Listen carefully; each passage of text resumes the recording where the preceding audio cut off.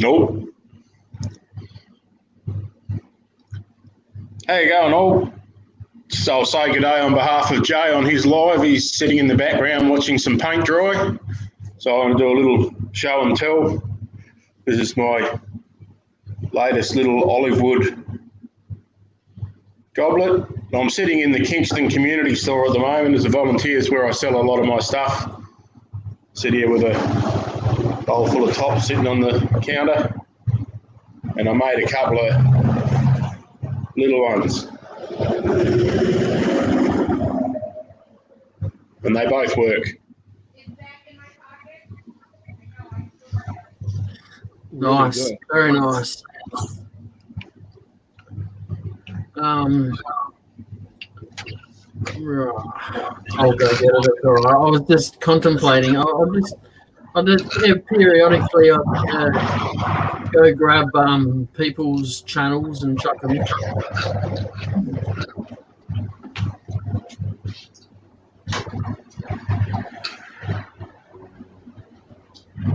I must say, when I look at the piece you've got mounted on the truck, it reminds me of a sci-fi movie.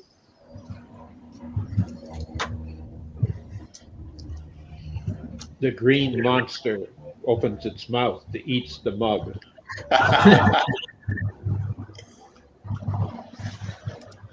It's got one eye you can see at the top of its head.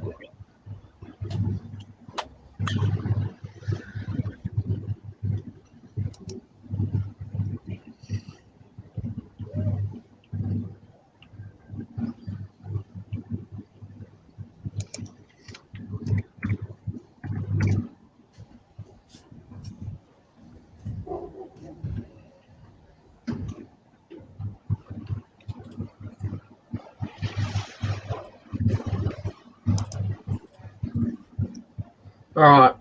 Sorry about that, Blair and Robbo. I was off screen. Sorry, guys.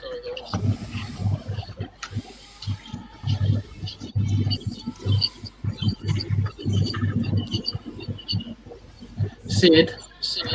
Yeah, mate. Can you mute your microphone when you're not talking, please? Because there's a bit of echo and then it's feedback from that.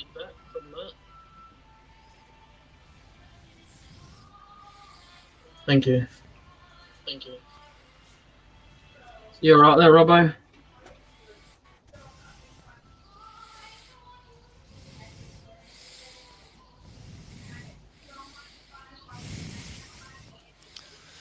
Oh, I hope this is working properly this time.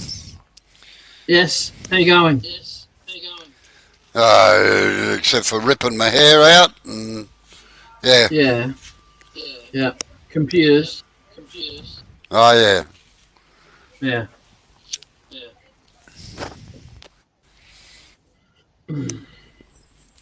So how you going? Oh, we'll see how they. Oh, good. Except for that. Yep. Somebody's talking in the background, are they? It's all right. I was trying to work out. We've got people here, and I'm trying to work out whether it was them or. Oh, okay. All right. When Sid's talked, he may have a little bit of an echo just because he's in the shop. So I've got him to put himself on mute until he actually talks. Oh yeah. So. Yeah. Yeah, no. Which means I'll have to remember to unmute myself when I want to talk. Yeah, that would help. Well, I noticed that the T. I noticed the T's missing off his bloody sign too. I already said that to him. All right, so what I'm going to do today is I did this in green yesterday, so you can it's in the grain as such. It's a bit hard to see. So I let that dry because the terps takes a little bit longer to evaporate. Yeah. And what I want to do is I'm going to sand it back. Not too much, just sand it back. And I want to. This is going to get bloody boring for you guys, all right? So I'm just going to let you know now. Maybe have someone else's live or something open so you can refer to that when it starts getting boring here. I brought my Sharpies out, and I'm gonna draw in between all the grain that hasn't got any color on it. So I'm gonna do this basically.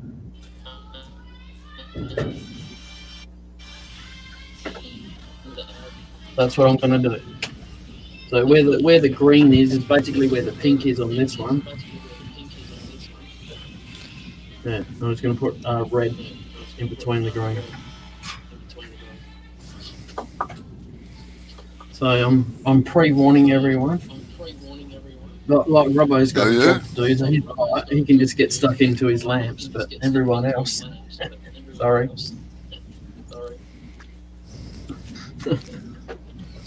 So, Rollo, Right.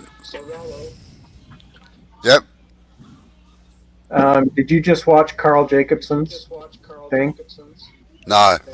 I've been busy playing around with cameras and sound things and various other things all morning. He had a very cool tool, and I thought of you. It's for, I guess, doing lamps, and it's a auger bit that's probably 3 feet long that he can actually shove through his tailstock and then through the piece. Yeah, You mean like this one here? I was gonna say he's most probably got one, Blair. To be honest, hang on, Robbo. Yeah, it's basically Yeah, Yeah, I got 3 of them, but I don't use them. how come? I got a quicker way of doing it. Robbo Mind Powers? Sorry? Robbo Mind Powers? How do you do it? Right. Well, you evidently didn't watch my demo on the lamps because I showed it how I did it there. I didn't. You caught me. Oh, Yeah. disloyal. No,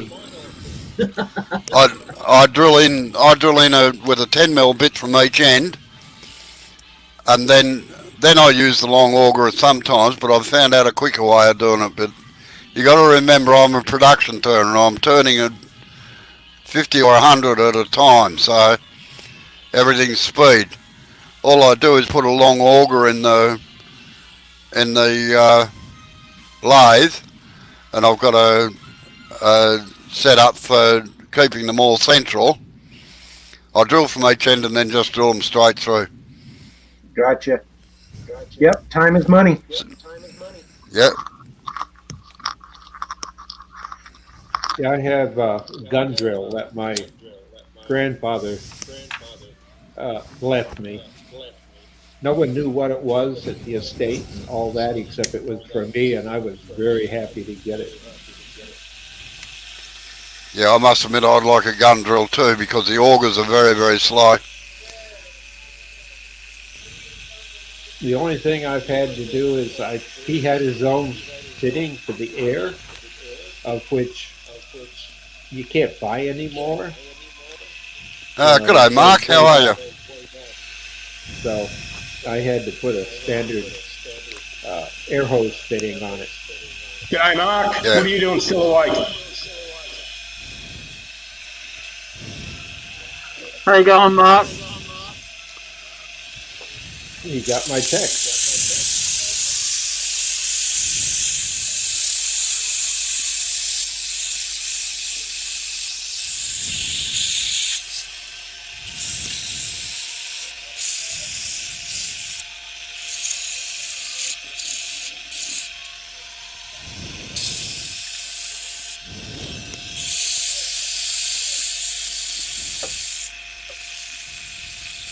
Why don't you join us for a bit, Mark? I sent you a message on it.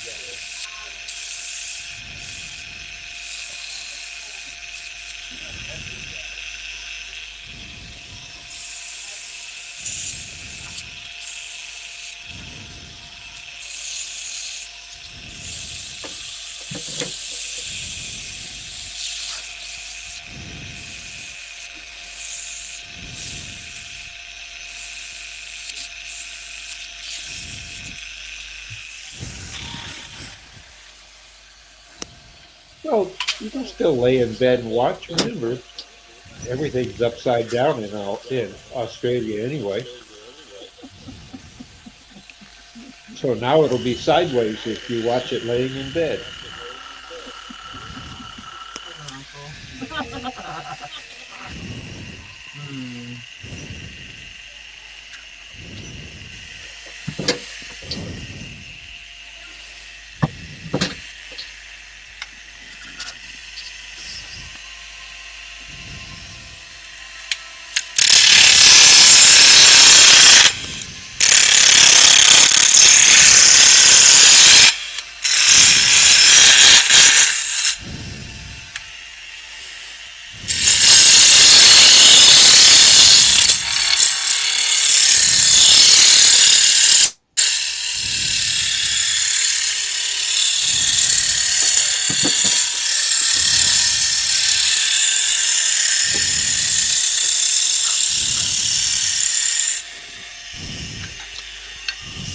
Mark, the proper use for a skew chisel, all right?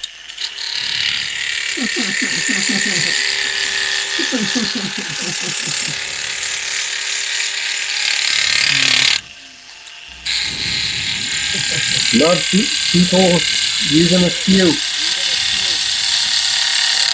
Not for opening Yorkshire Grit.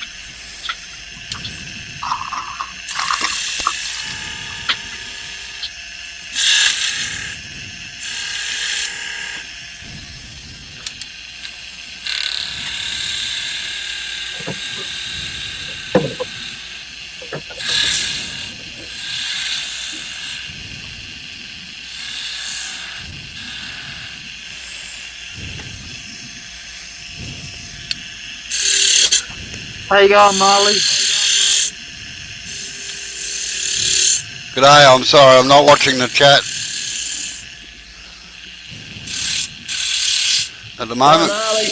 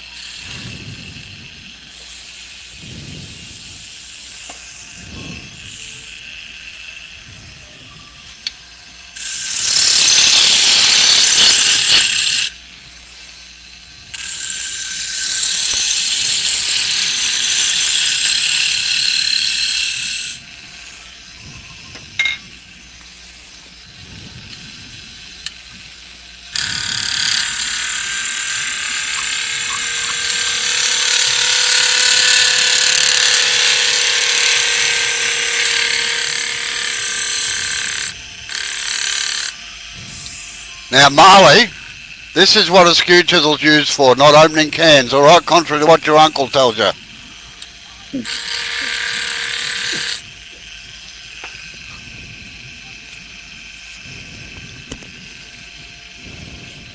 Well, sounds like Mark has become famous, or is it infamous? Mark picked up 32 subs today and over 700 views on his YouTube. That's great.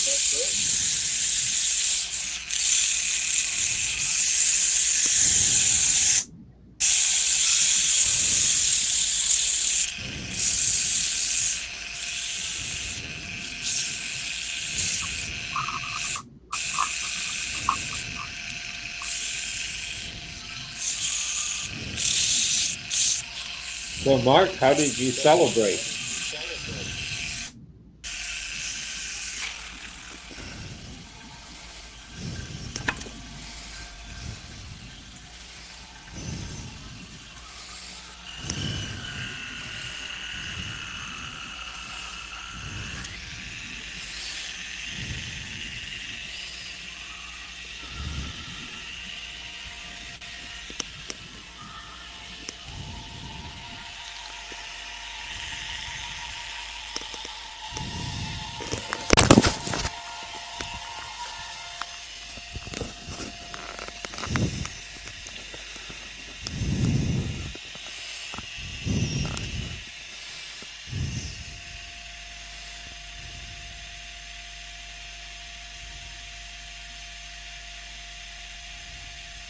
Well, a good beer is worth it to go relax at night.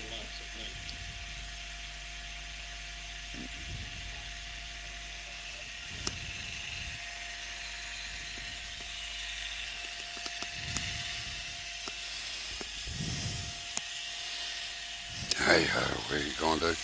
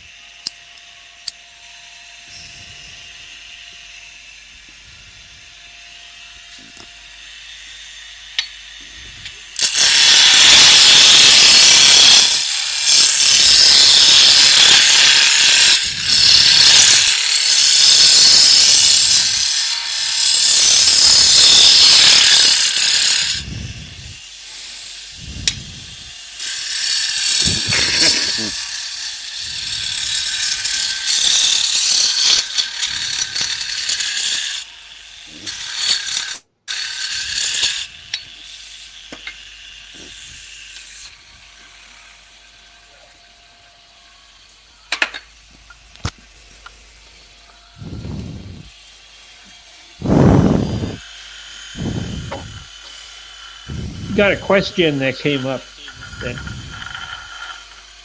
I can't answer. They want to know what time it is there in Australia.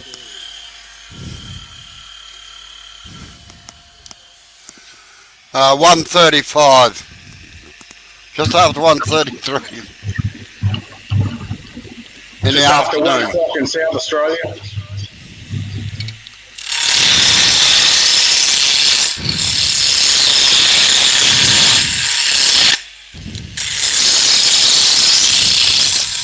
You get 10 times me, Mark. I just cracked 70.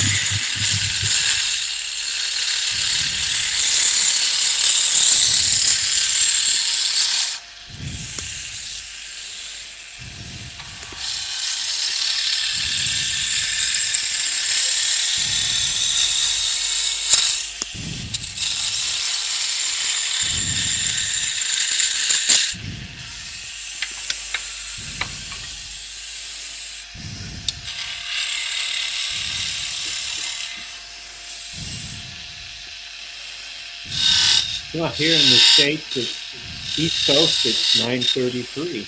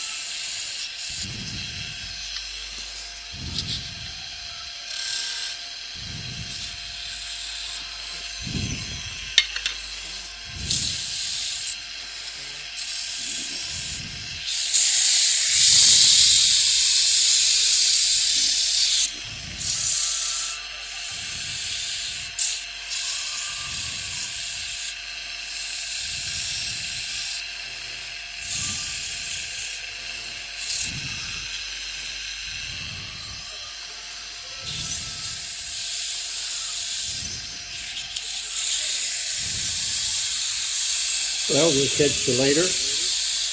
All right, Bob, no worries. Noah from the chat. Oh, sorry, I'm not looking at the chat. I know.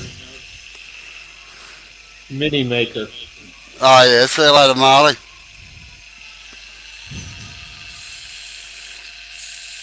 G'day, Effie.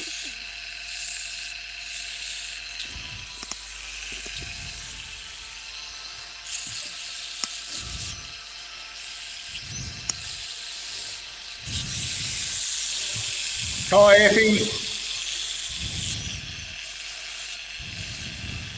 See you, Marley. How you going, Effie?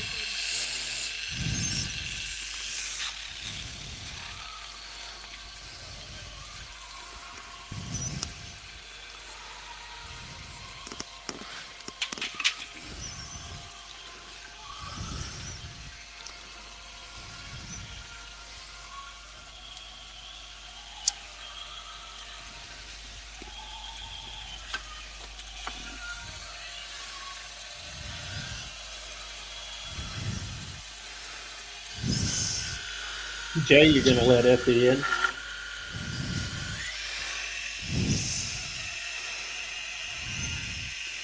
I don't know whether, I just not sure whether she's backstage or not.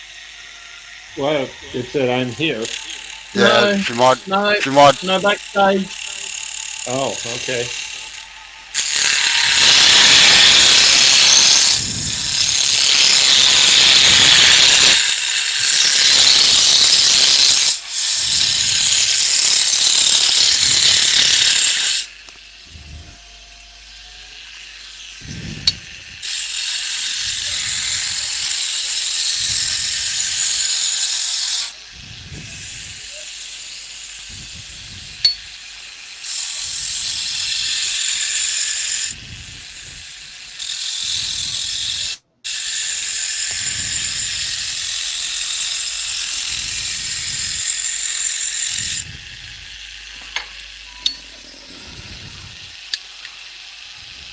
Yeah, the host is busy doing some painting, and you think that with markers, so thought this would be more wood turning than him painting.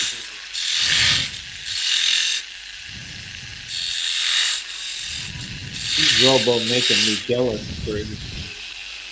What he's turning so quick.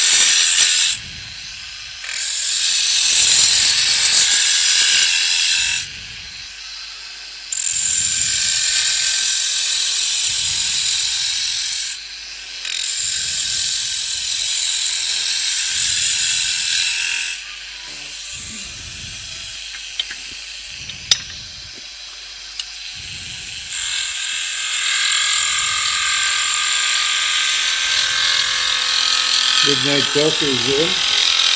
G'day, Mike. How are you? How you going, Mike? G'day, Mike.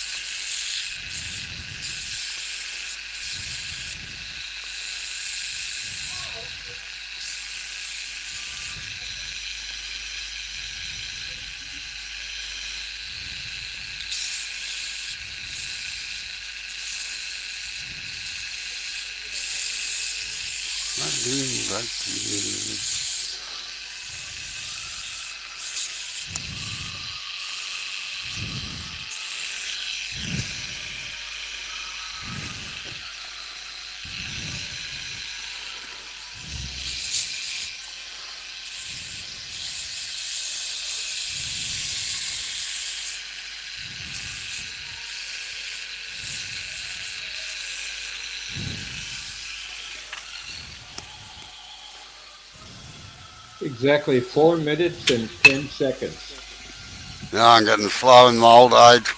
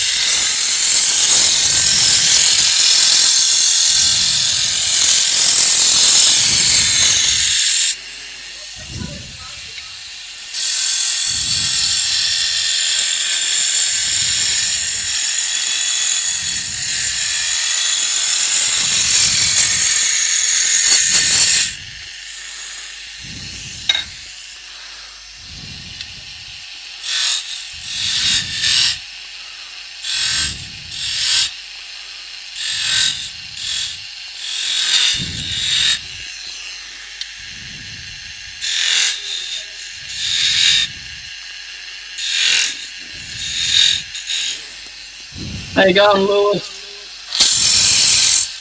G'day, Lewis. Hi, Lewis.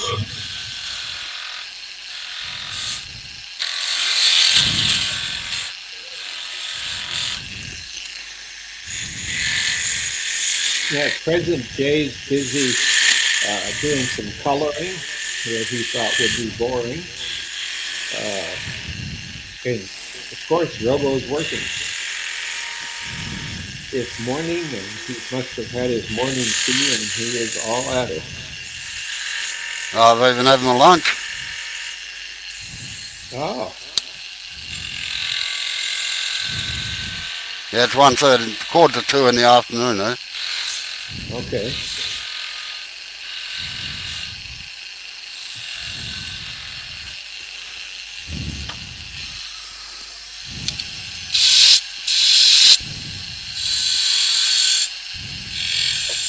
Alright, so what I'm doing is I was going to colour the rings in, but I found a better way to do it. So I've just messily just put some Sharpie on there. It doesn't matter how it goes, it's going to get sanded off anyway. And when you sand it off, all the dust, if you hold the piece up like that, all the dust lands back on it. Then you get a rag with some metho on it, and then dab it back into the wood, and that's what I've been doing. So it's basically Sharpie dust. Oh, I agree with Lewis. It looks like a watermelon. It can be. I'm not eating it, but it can be.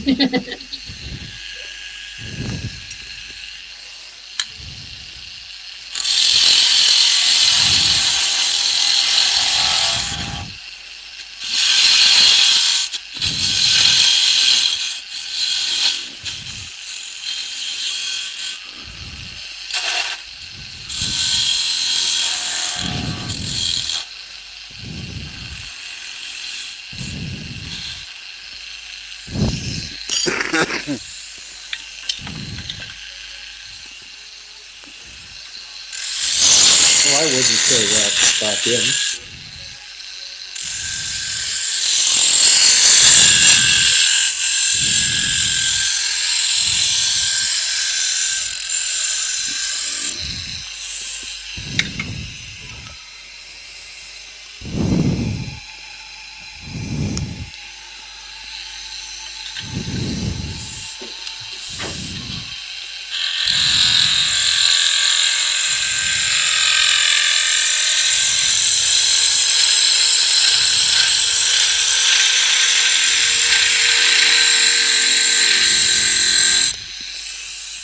Well, Robo, you got a student, but you got to go to Canada first. Yeah. Why? Well, that's where Klondike wants to be taught. Yeah, I just had a quick look then. Oh, you want to pay all my, if you want to pay all my airfares and everything, Lewis, I'll do the lesson for free. Plus, you get the maple syrup. You had bacon?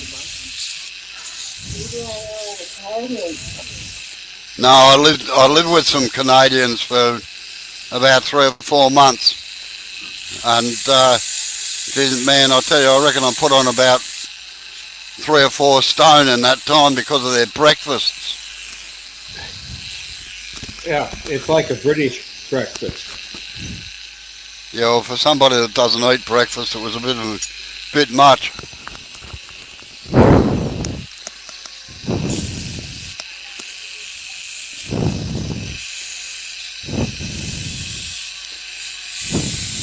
What we need to do is to get enough clubs together and book a tour.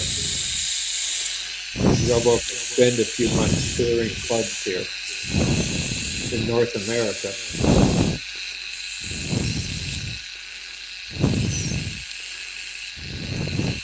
No, to be quite honest, Bob, I'm not much interested in going outside of Australia these days.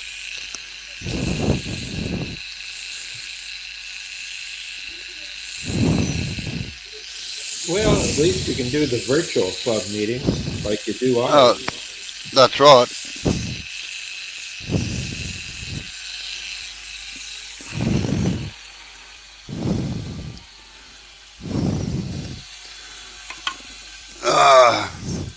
Smoko time.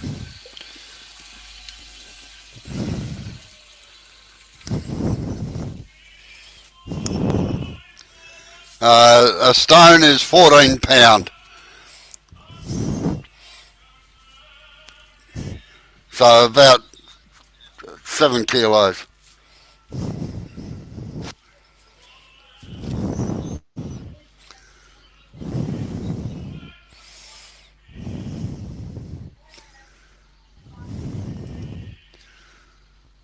Wow, Jay, that turned up nice how you did that. Bring the green out. You got it down in the grain.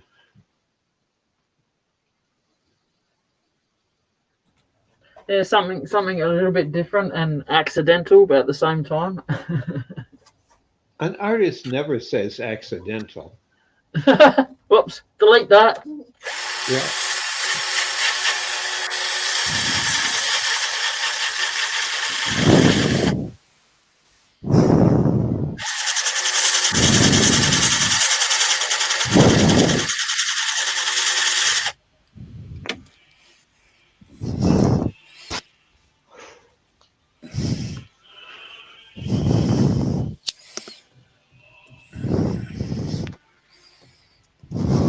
Well, guys, I thought it was nice we had Hannity last night. Sorry, what was that? I think it was really good that we had Hannity, and he seemed to enjoy himself.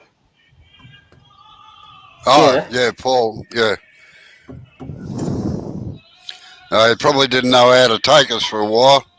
Oh, that's for sure. But he didn't give up. And you could almost tell by the way he was sitting in his chair. And then he kind of laid back and relaxed, and because he told me probably I'll try 15, 20 minutes or so, but was it almost 3 hours? Yeah, yeah. And he didn't say I'm just sleepy. It was I got a brewed coffee.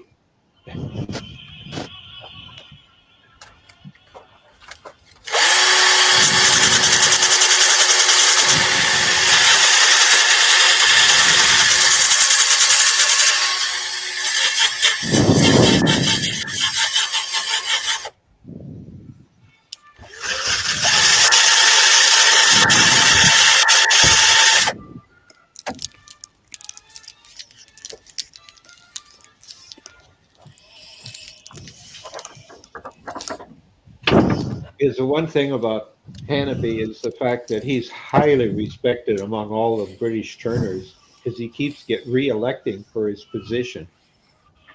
Yeah.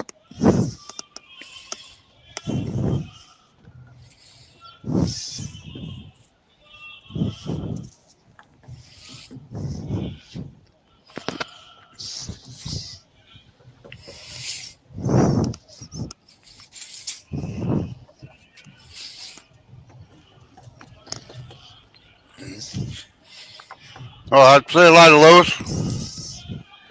See you, Lois. Thanks for coming in.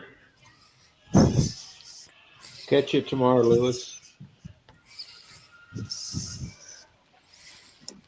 See you, Lewis. Got to remember to unmute before I say anything. That's right. Need a voice-activated mic.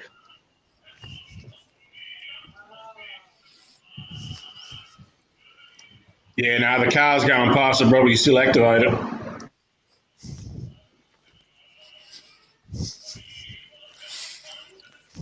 It's actually the echo of the room. Yeah, and I'm working off the speakers and mic on the computer. I haven't got a headset on. Oh, yeah.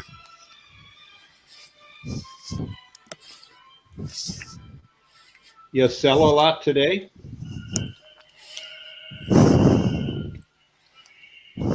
Sorry, Dr. Bob, what was that?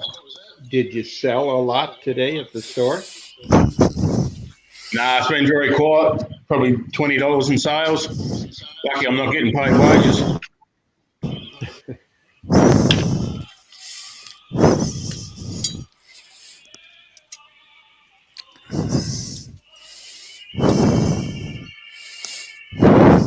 to get yourself some big balloons that you can put out front.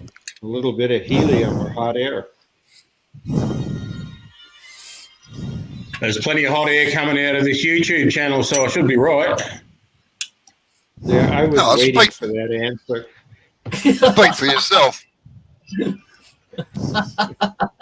No, That was a pure bait comment on my side.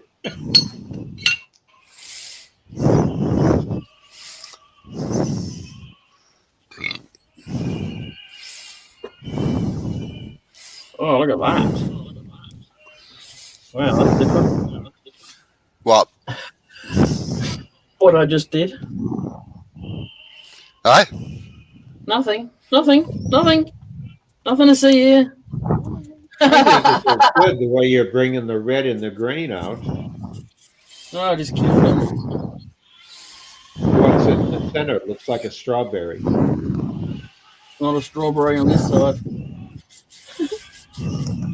I mean, on the top, it looks like a strawberry from here with a little Yes. bit of green stem on it. Oh, okay.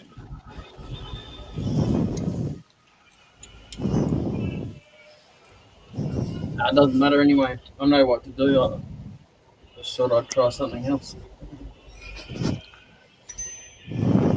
That's the nice thing about wood. You can sand it back, you can reshape it. And when it's down to a toothpick, you've made a good toothpick. You can start again. We'll try black this time.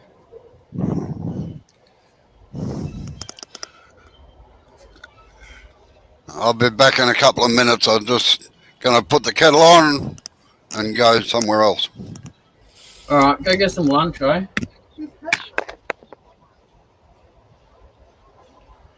Sounds like a little I/O problem. Input, output.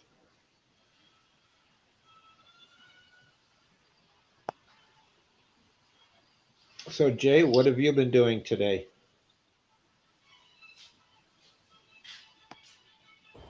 Oh, everything and nothing, all at the same time. Oh, you do a little cooking, making of beds, dusting, polishing furniture. No, I made breakfast. Nothing too out of the normal, you know. No, nothing much. I'm boring. Ask Sid. He'll tell you.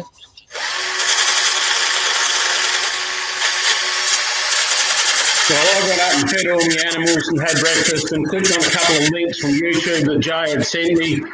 Went out to the shed and made another seedling pot maker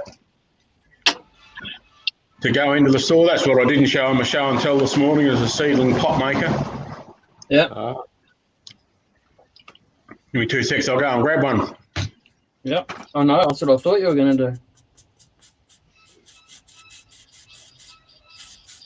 Yeah, I had Jay sent me a link.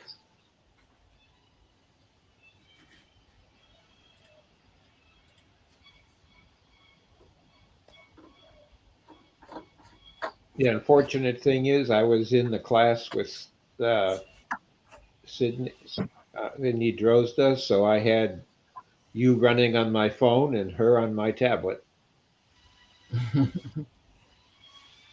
Oh, yeah. Ah, okay.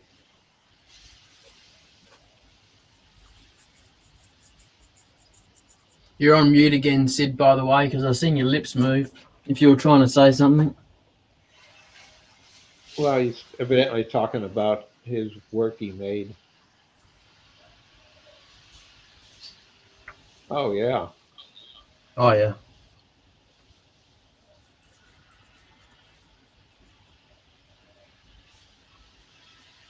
Nice. Pretty cool. So yeah, it works a bit better than a lot of people were using toilet paper rolls to make little seedling pots. Yep. Yeah. And the problem with the toilet paper roll is it doesn't rot away quick enough, so the seedling gets root bound. Yep.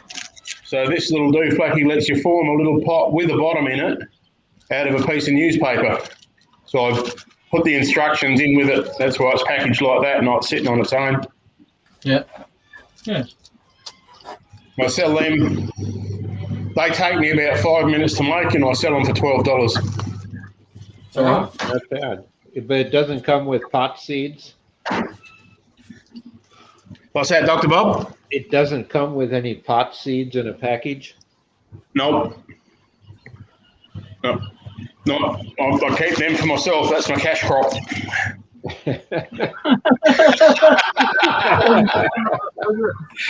I'll pick it up while you're putting down, Dr. Bob.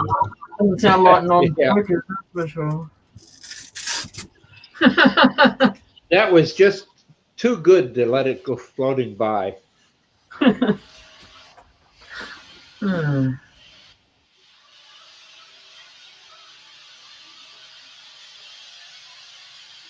It's interesting how the laws here in the States have changed over cannabis.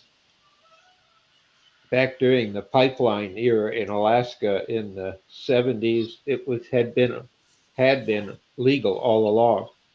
They did make it a little stricter, and I think 71, somewhere in there, because of all the pipeline, the people coming up, that you had to grow it on your own farm, and you were allowed so many plants per person in your house, but you couldn't sell it.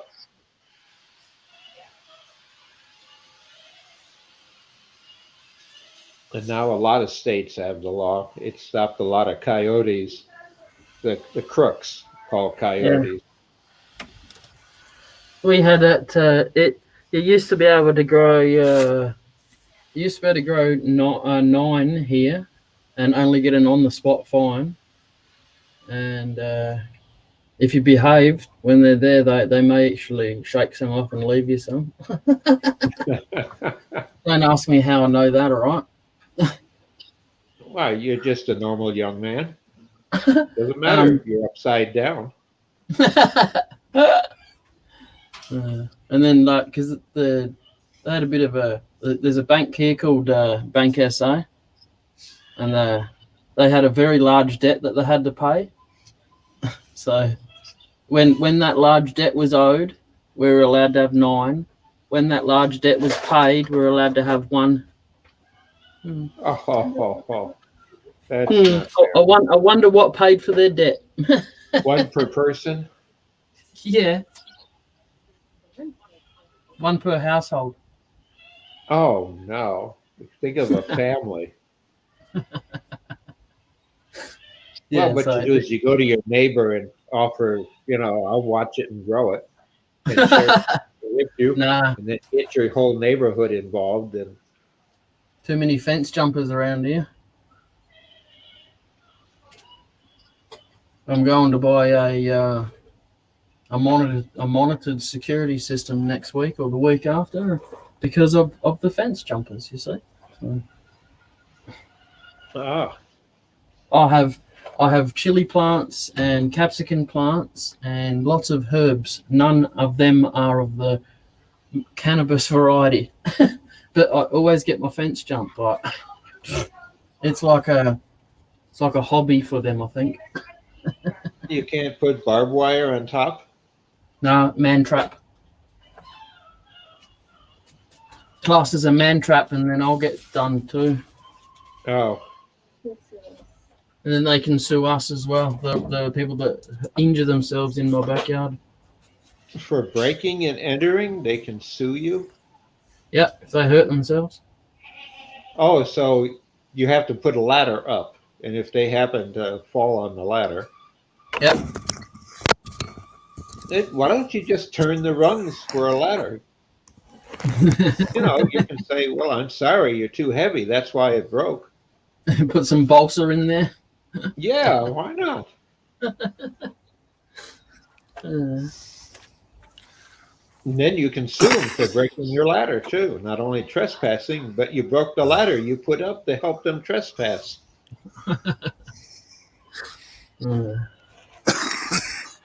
No, it's not worth the effort. Get some security cameras going, and then when I go to Robbo's house, I'll be able to look on my phone or on Robbo's computer or something and have a look what's going on in my house. Yep, I got them here. They're not bad. They cost, what, $25. They're really good. And I'm going to get one that's got its own recorder box. Oh, okay. So otherwise, if you get there's other monitored ones you can get, and they want a monitoring fee. It's like, bugger off. I'm paying enough for the cameras Yeah. and stuff. I'll get one with a recorder and keep it all for myself. Yep, that's what I got. They don't need a monitor. It'll tie to one, but the company designed them and they put them out here, and I've got 2 or 3. I got one in my shop that looks after the shop, does motion detection, even does face recognition with the latest software. And I think I got something like the one that I was looking at. Recording. Yeah, the one that I was looking at, it's got 2-way audio on it, so I can tell them to bugger off. Yep. Or I can hear what they're saying. Huh? Who makes the one you want? Oh, honestly, I couldn't tell you offhand. It's at a local hardware store. Oh, okay.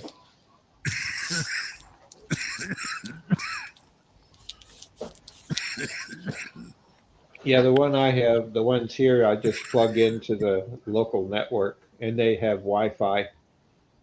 They log in directly to the network and just have to supply power on a USB cable. And if I want to plug, if it sees that the USB cable is plugged into a network, it'll switch over to the network, and run at a higher speed. I got mine set up for 3 days worth of recording, and if it sees motion other than Riley, the dog, it will alert me.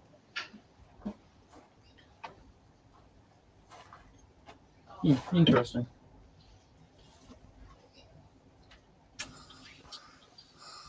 I like your idea, Mike. Carpet gripper around the top of the fence. Just enough to give them a fright without doing too much damage.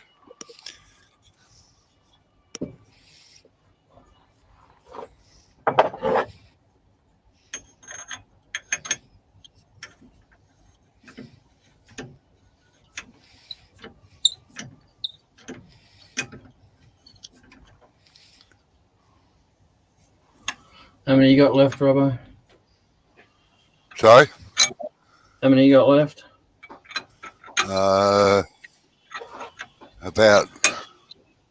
About 10, I think. Yeah. Oh, I mean, no, I'm not in the mood today. Okay. Well, you've been averaging 4 minutes apiece. Yeah. It's amazing. Yes, I think you're pissing him off even more, Dr. Bob. I guess he could normally do them faster. On the table. We brought home chicken nuggets. I didn't eat any of mine, so there's 10 chicken nuggets back there instead of just having only a piece of pizza for dinner. I love chicken. Or don't eat them at all, and I'll take them with me. You don't have to make that face. I was trying to be nice to you. Sorry, I was just like, what? You're just waking up again? No, I'm brain farting. Hold on. Teenagers, when they hit 14, they start losing their brains. Don't worry, we're all listening. The world is listening.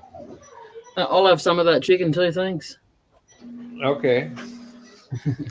Put some chicken in the transporter and ship it to Australia. No. Thank you. No, I'm not going to do that. It's too much extra. Like the sands of time through the hourglass. And that's why I'm a little pissed that you didn't salt the driveway. No, you didn't. No, you didn't. If you would have, it would have fucking melted. Yeah, they're teenagers. You got to kind of let them off. You can vouch for me, can't you?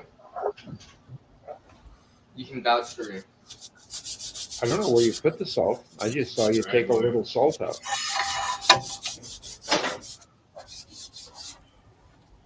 You need to put more salt on that driveway because it's ice underneath. Alright, I'll just dump the whole bag on one area.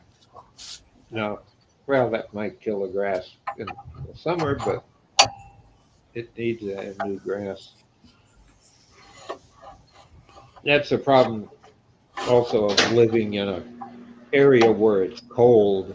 We got to have rock salt in order to melt the ice. Nothing worse than, like, I walked to the store today, the corner store. Trust me, it's very icy. That's why I go down there.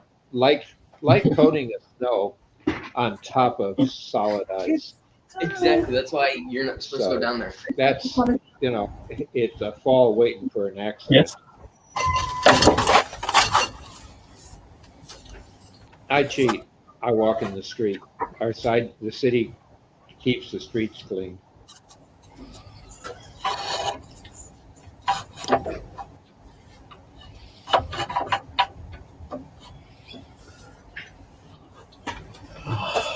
Wow, it's getting really hot at the moment. I think it would really be fun if I had the money to haul you and your wife's ass and take you snowboarding somewhere. What's your sign? Oh, so People who have never seen snow get you out on a snowboard or skis. I even told it. No, I've been on toboggans and things.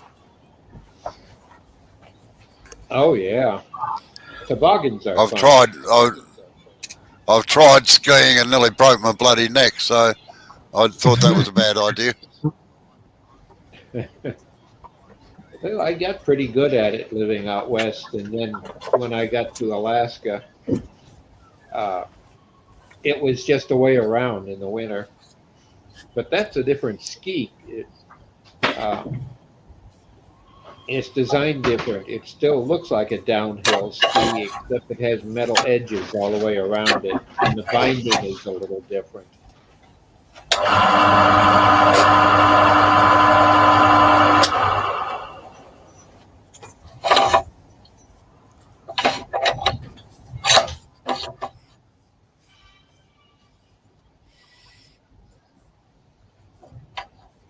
But I love to ski. It's been 20 years since I've been up on skis.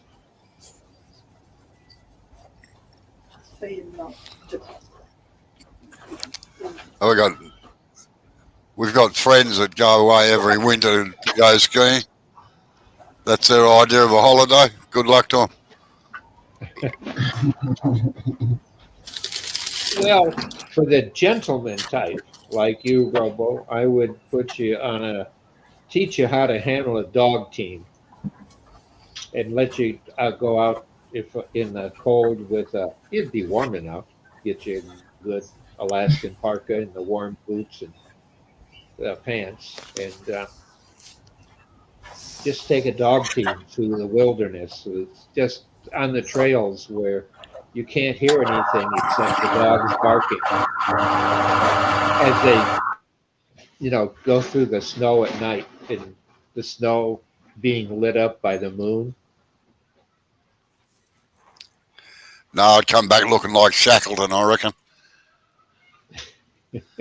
frozen beard, frozen mow. Oh, my first year in Alaska in the winter, I learned a lot of that the hard way. I had the right type parka because it was supplied, but it had the big fur ruff that folds back.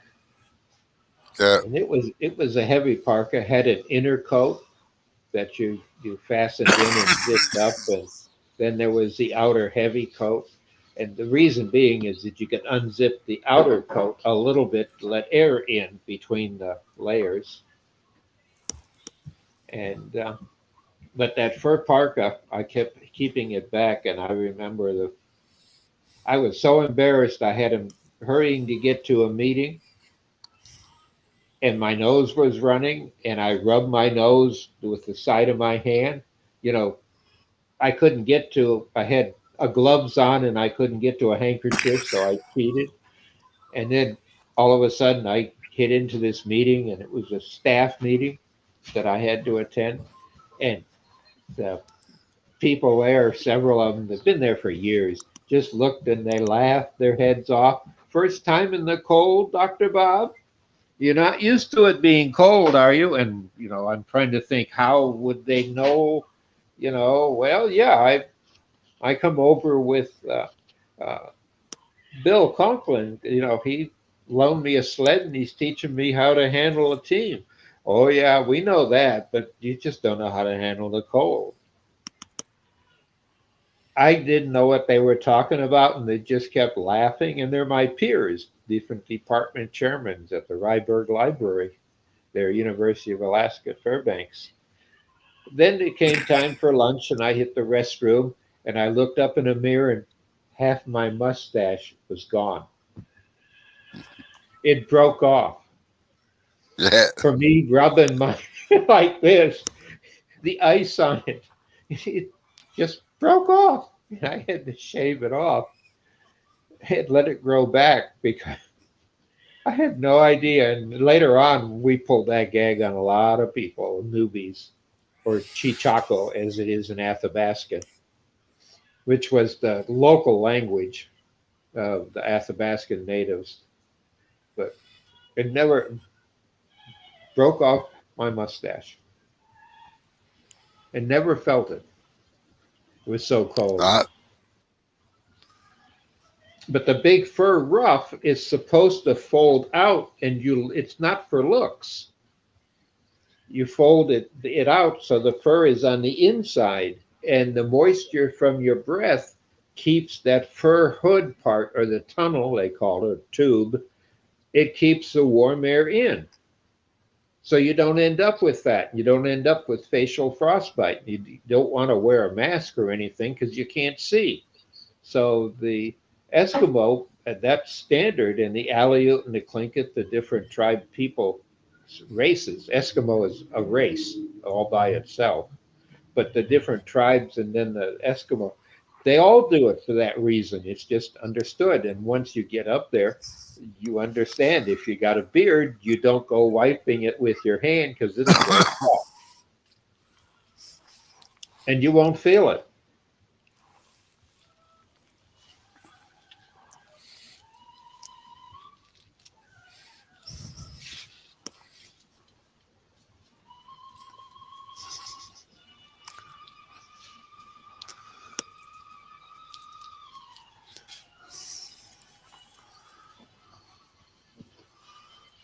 Now, I skied before I went up there, and when I got up there, there wasn't, well, there were a couple small ski resorts in southern Alaska, but mostly it was cross country or what's called approach skiing. And it's a different kind of skis. That way you can ski uphill with when you do approach skiing, and you change the way the ski anchors to your boot, and then you have control for skiing downhill.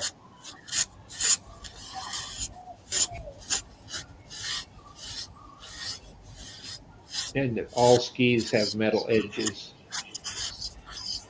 because of the ice.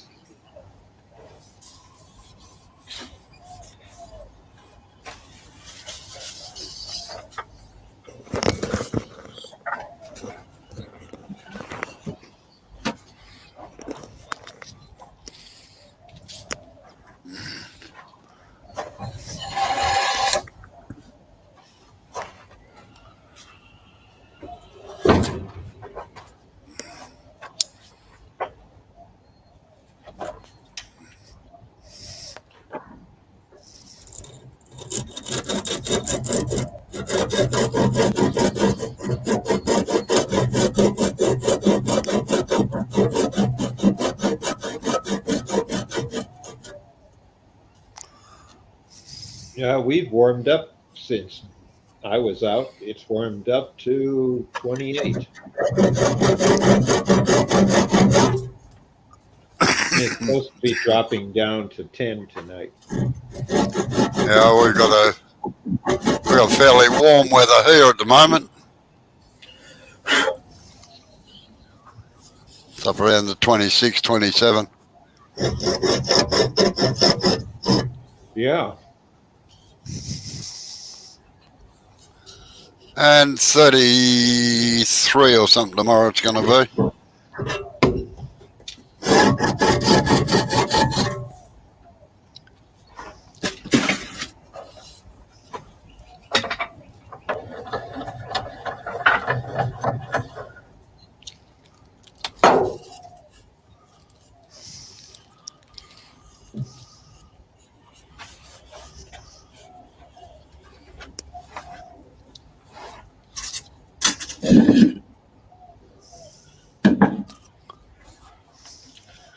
So, I'm going to be naughty today.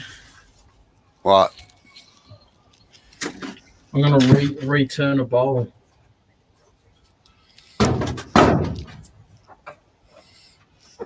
What's so naughty about that? It's an artist's ability. I've never done it before.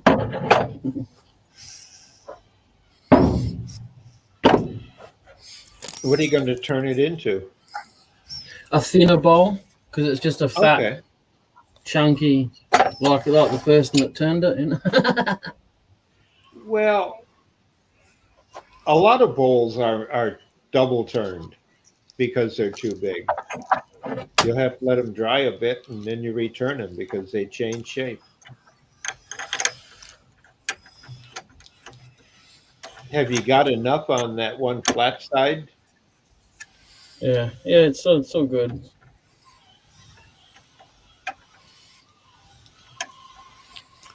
Yeah, it's definitely warped. Yeah, because it was slightly wet. Not much though, quarter or something though.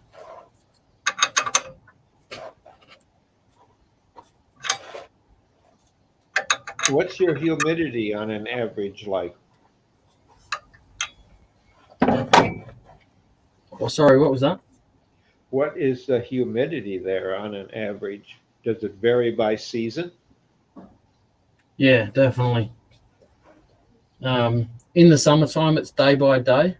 But this morning it was really nice and a nice breeze and stuff, and now in the afternoon it's starting to get really muggy and just gross.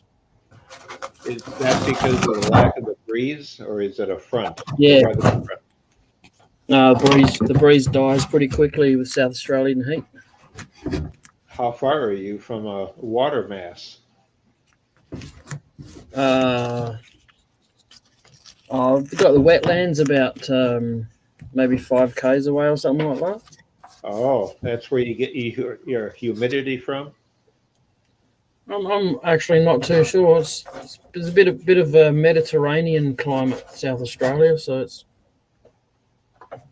it's an odd one sometimes. It would be nice to have a bit more of a breeze. That would make things a bit more pleasant. No, that's why they invented fans, get an artificial breeze.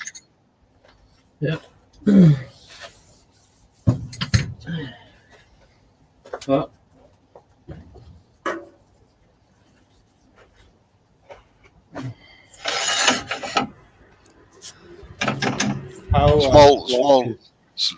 Small tip, Jay. Get a pencil. Yeah. Get a pencil and trace around the inside to see where it's going to go. Right. Because I reckon that fan must be blowing straight into the microphone. Wait.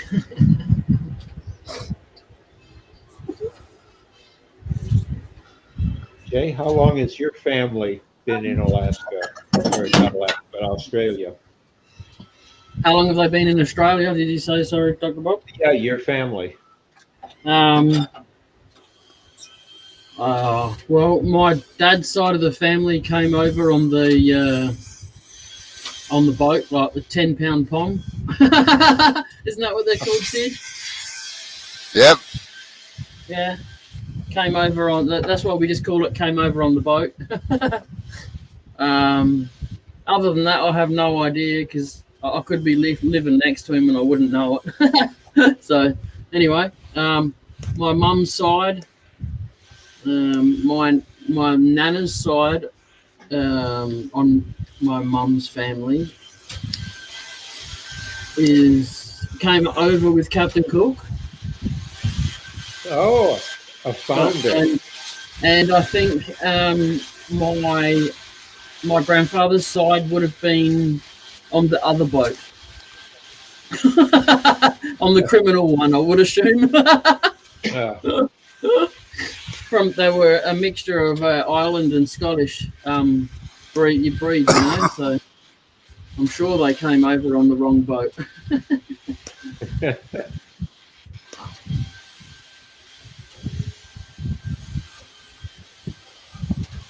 So what were you talking about there, Robbo? Were you like just drawing a line on the face of it, do you mean?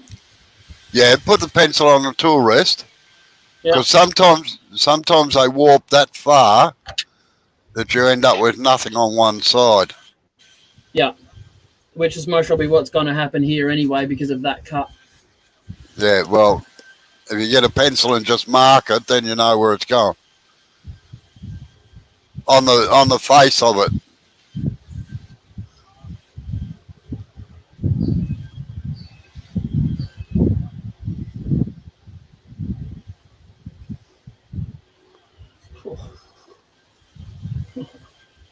It's pretty fine. If you try and get the line in between there, it's really fine around there. Yeah. What if you just don't split that one side, and that way you can capitalize on the tightest part?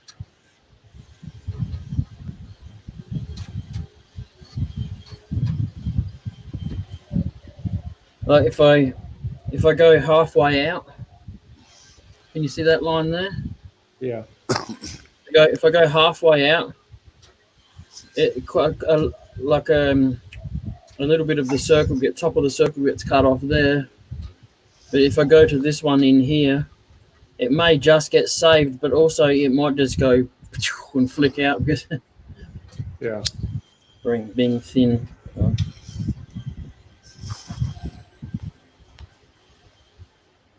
I'll come out. I'll come out past that first line in there and see what it looks like.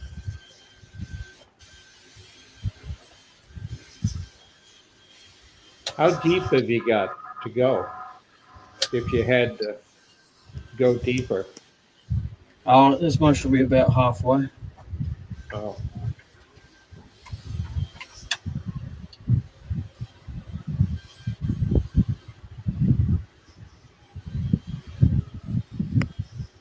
Yeah, halfway. So you could still go deeper on it and have a deeper gold, but the side would be a little lower on one side. You can always say, hey, that's the side you want to take your candy out of or something. Maybe the candy dish with the side aimed towards you.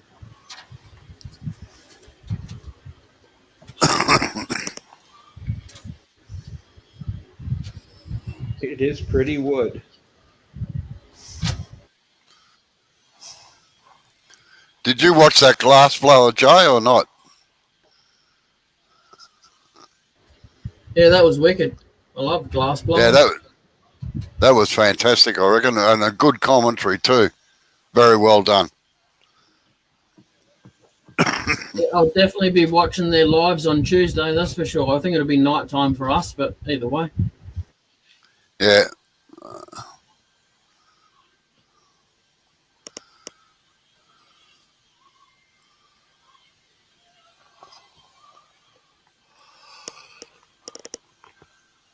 That's one trade today that's or hobby that seems to, if they're good at it, always can make money from.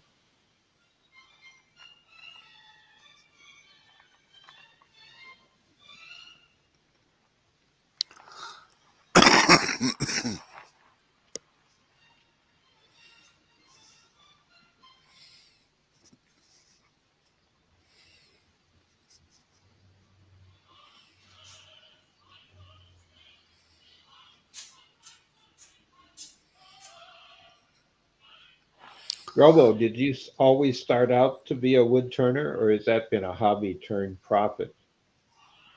No, it was a hobby that turned into a to living. I'm actually a motor mechanic and a diesel fitter by trade. So, what caused the migration? A number of things. Um, I got a thing called Meniere's disease, so I couldn't crawl under cars anymore without getting horribly sick.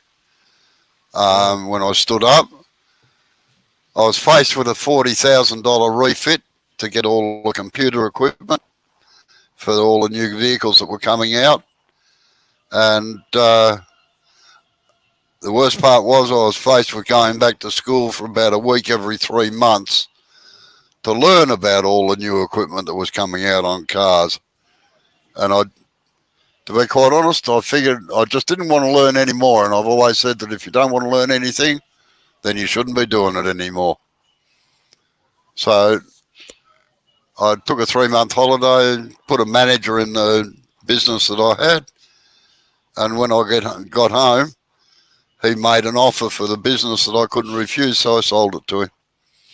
Ah, so that's what you did out of school, Yeah, as a mechanic. yeah. Then why wood turning? I mean, you've got a big investment there as a professional turner. You don't build that overnight. Uh, well, I was fairly lucky in one respect that I had a job in the Northern Territory and that paid very well. It enabled me to set up my business in the first place as a mechanic. And unfortunately, I got divorced, and that cost me a lot of money.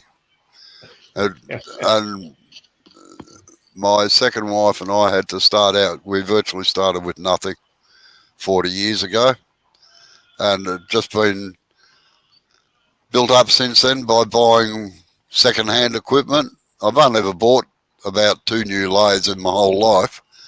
The rest of them are just second-hand ones that I've been able to fix myself. And I like the second-hand equipment better than I like new ones anyway. Oh, yeah. I would agree there. It's just the problem is retrofitting them with variable speed motors. Yeah, I'll say I've only got 2 variable speed lathes in the whole place.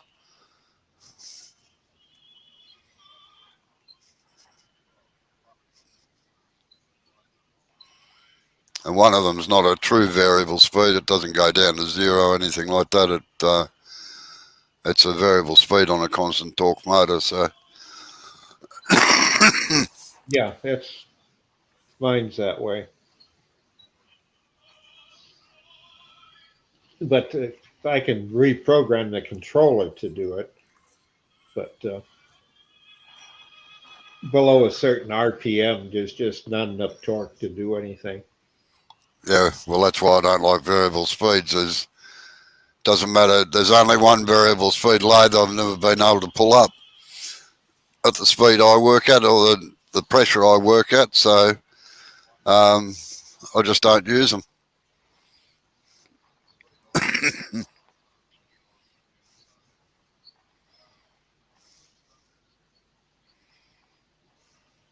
Well, my Powermatic I got a 3-horse. They normally come with 2, but when this was built, it had a 3 because it was built to be a professional lathe, not a hobby lathe. The model number on it indicated that. G'day, Shay. How you doing, Jay?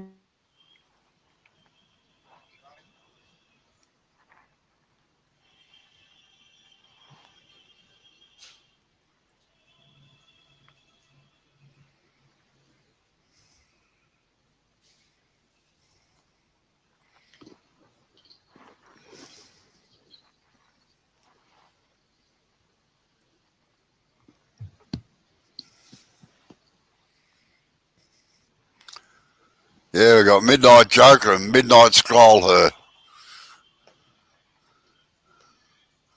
I've got to admit, one's better looking than the other. And it's not midnight.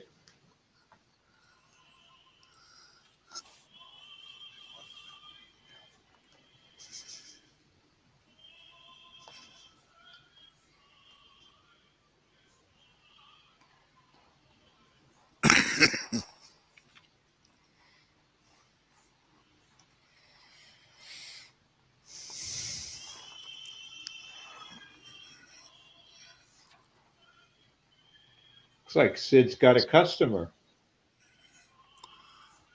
Sorry? Sid's Ah, got a yeah. customer. Yeah.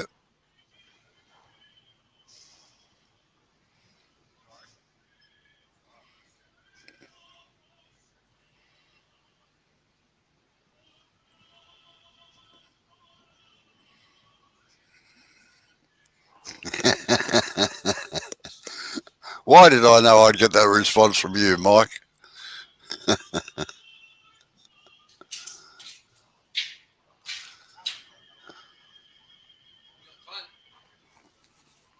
On the computer. See you later. All right, thanks, Dave. See ya.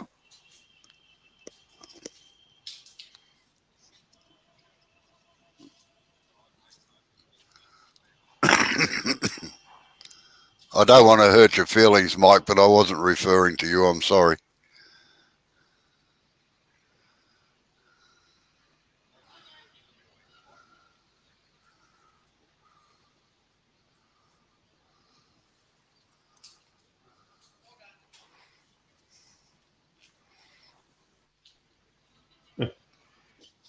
From what you just said, brought back a flashback as for me as a little kid.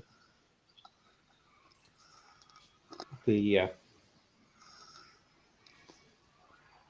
we had people who were in the broadcast industry, and one of them did the midnight shift at the local station,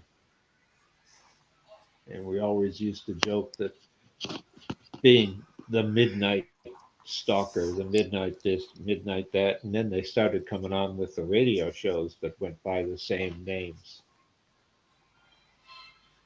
I totally forgot that. Yeah, we had Elvira on one of the midnight TV shows. It was. Oh, we did too. Showing movies in her slinky, weird, scant black outfits. Yeah, yeah.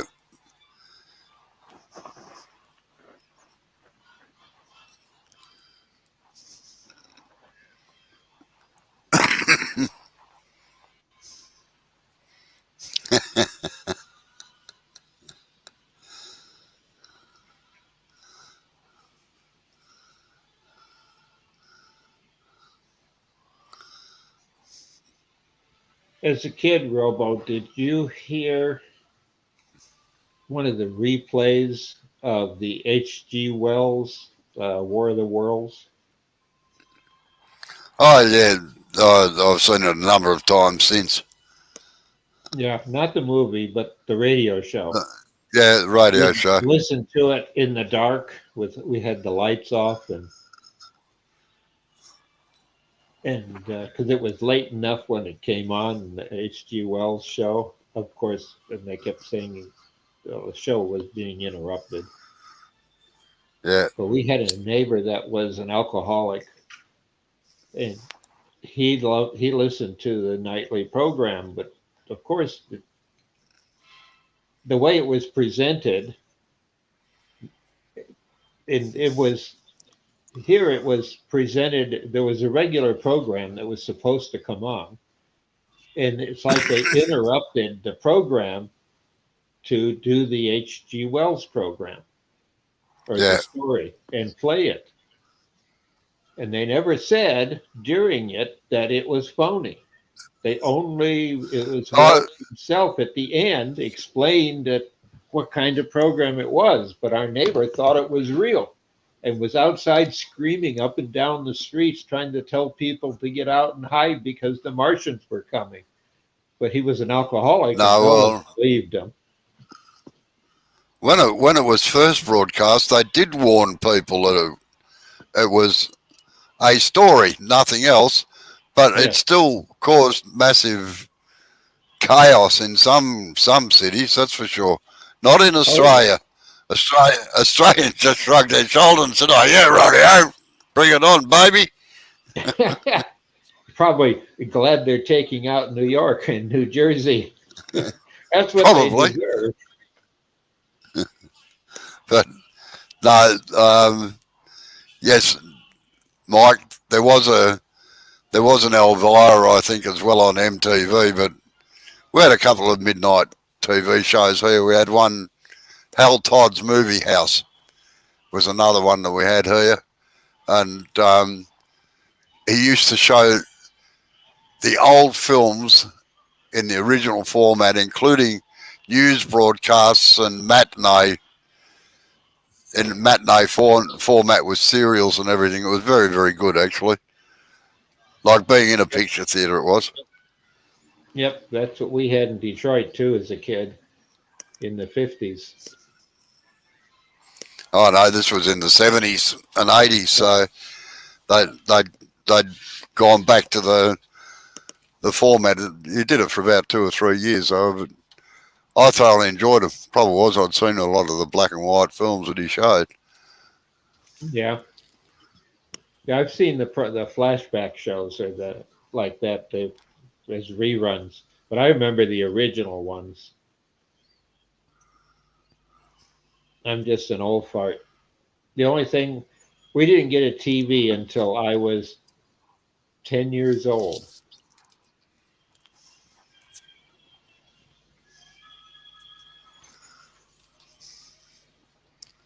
And that'd been Well, 50. I'm pretty much the same. Well, we didn't have TV in Australia until 1956.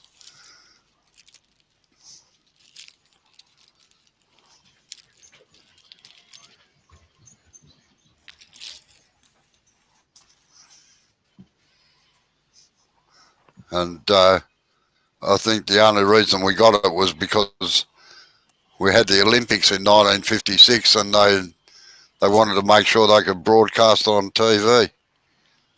Yeah.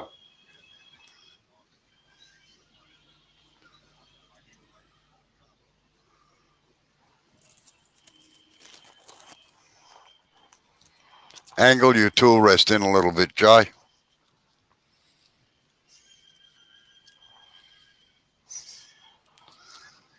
Oh, did you manage to sell anything, Sid?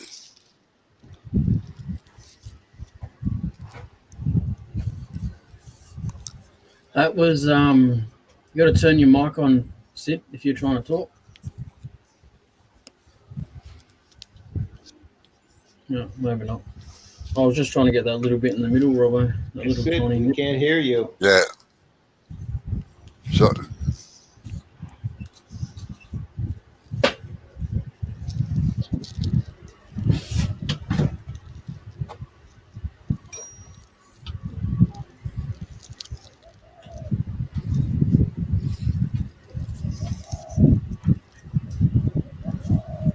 Is Sid on Facebook?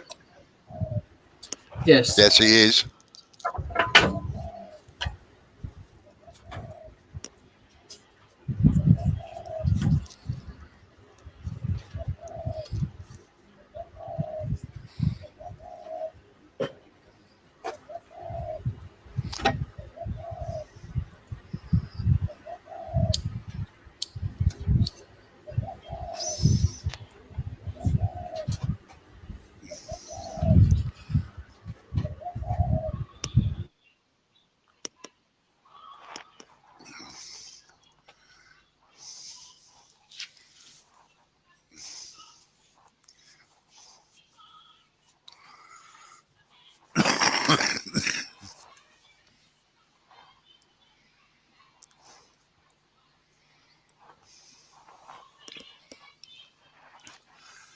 So, Shay, how are you going with your battling your your government forms for for compensation for getting COVID or for having to hide from it.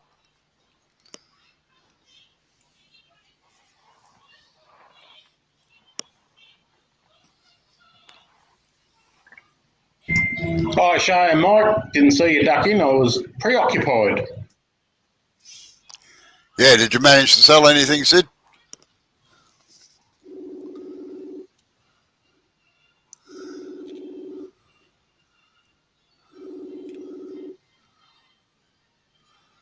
Hi Yeah, there. I thought I'd wake you up.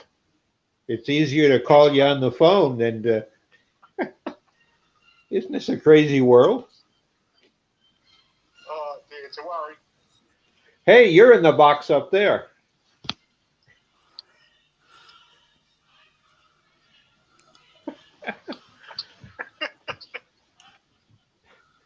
Glad to see you laugh.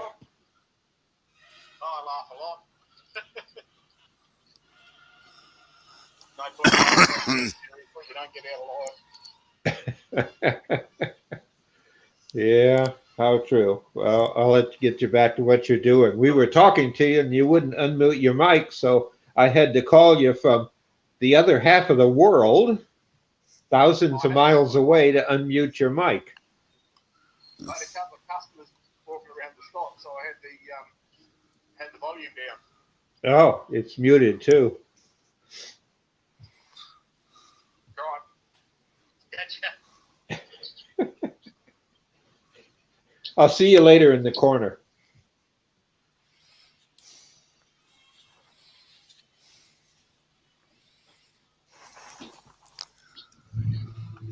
Yeah, I'm back. I'm awake. How you going, Terry? yeah, good day, Terry. Shit, is it Tim? Or is it Terry? I can never remember with the TQ or the TF, which one it is. Oops, sorry if I said the wrong name. I normally get them right.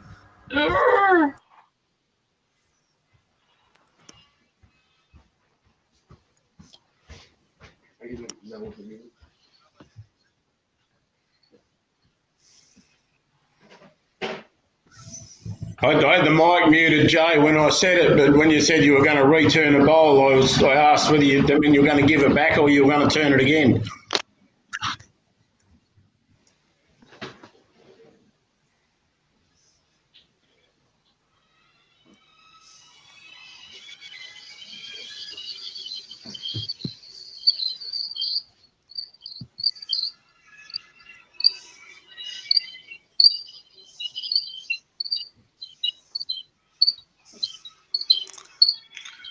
And Shay reckons you got a horny pigeon in the background there, Jay.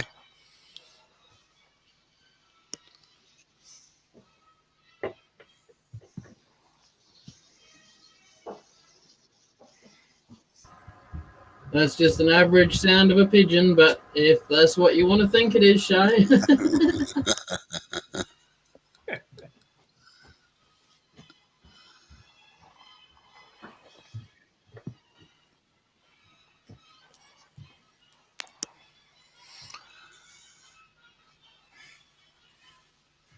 Yeah, and Shay, yeah, dealing with any government department's good fun. The only ones that seem to get through it all right are all the ones that are crooks.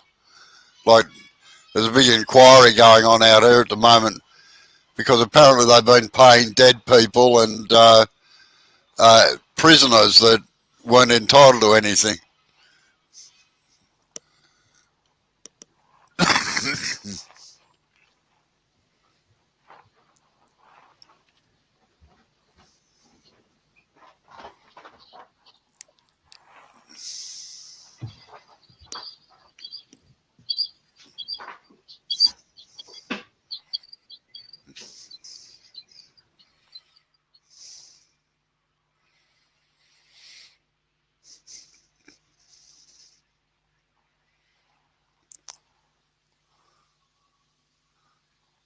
Can't see it, Jay. Just bring it over this side of the bowl a bit. They're going to speak, at least mute yourself.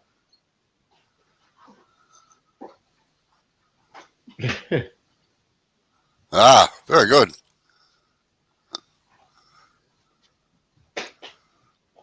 You got 3 flames.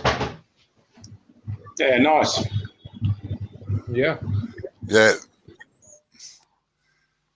yeah. I'm the same, Shay. I've never been on the dole or had any government payments.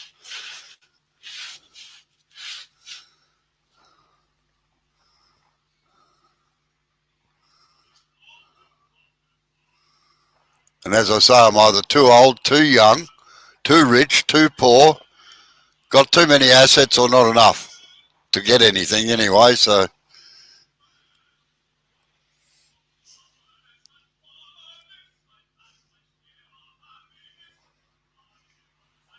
or I don't exist, one or the other.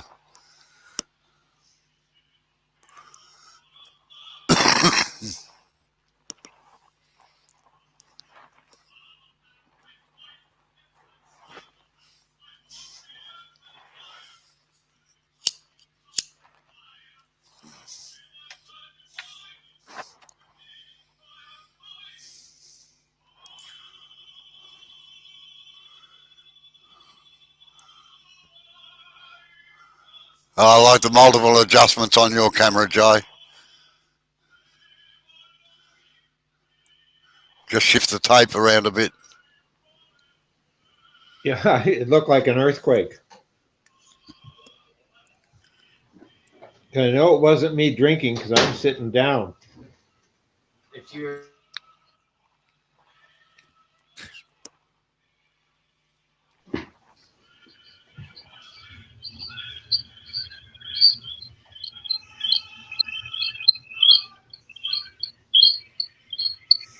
You got an open mic.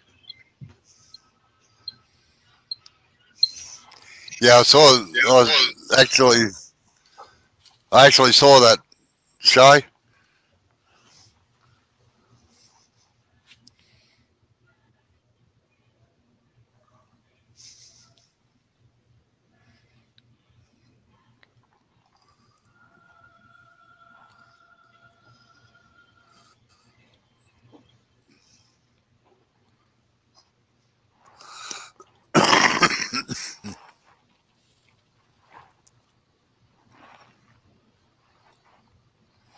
Hello, Amber's legs.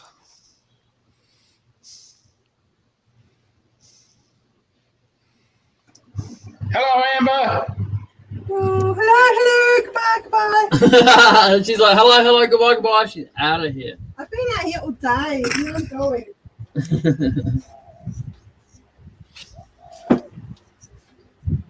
She's sneaky.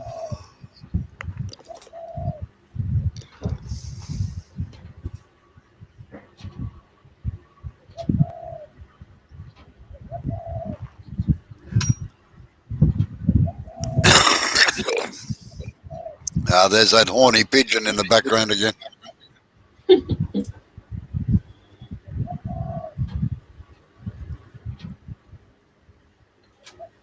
Maybe you need to go and ask your husband for some, Shay.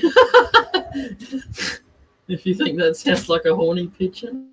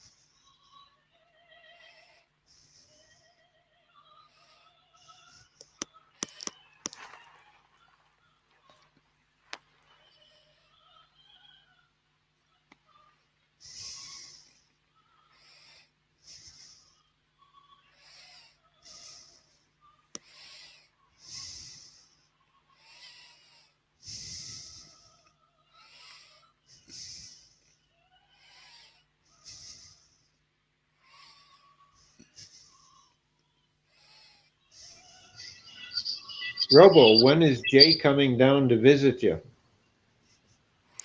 Sometime in March.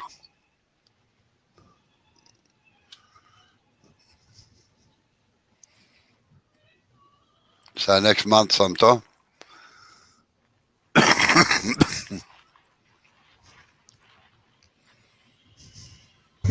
You're only half an hour ahead of us, Robbo, not a day.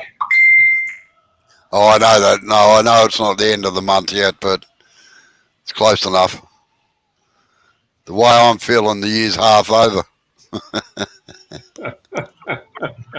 I was saying it had been a tough year at the end of the 1st of January because that was our biggest ever day at the fish shop. I said, geez, it's been a tough year. Yeah.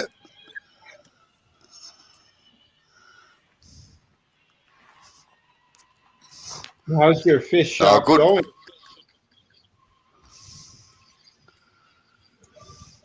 Yeah, we had one of our best summers, Dr. Bob. It's quieting down now. School's gone back here, so Shirley had a couple of days off last week. She took Wednesday, Thursday off. School went back on the Wednesday. So she's just got back into it Friday, and it's sort of back to manageable levels with 2 or 3 staff now. Wow. No, Good Friday was always mother and father-in-law's best day, and we could always guarantee that the vats would catch fire on that day because I was working so hard.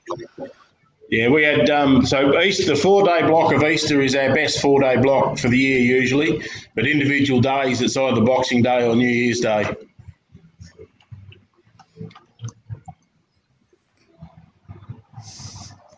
It's astounding. We'd have 20 or 30 people in the shop, and they could see the vats on fire, but none of them ever left.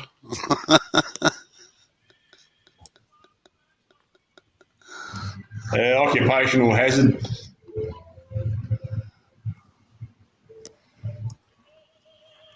What do you use for your grease or oil? We use it's a canola blend. I can't remember exactly. It's blended with sunflower oil, canola oil, something else. It's one of the more expensive ones, but it's actually works out cheaper because it cooks for longer before it goes off. It's a fascinating process with the oil going off. You'll be cooking the fish and chips, and the batter will be coming out nice and crisp, and then it'll start cooking faster, and then the batter won't crisp up. Like it's hot, so it cooks the fish, but the batter comes out doughy like a cake instead of crisp like a batter. Oh. That just when the oil goes off. Yep. Canada a few years ago legalized being able to use Teflon, and it doesn't wear out.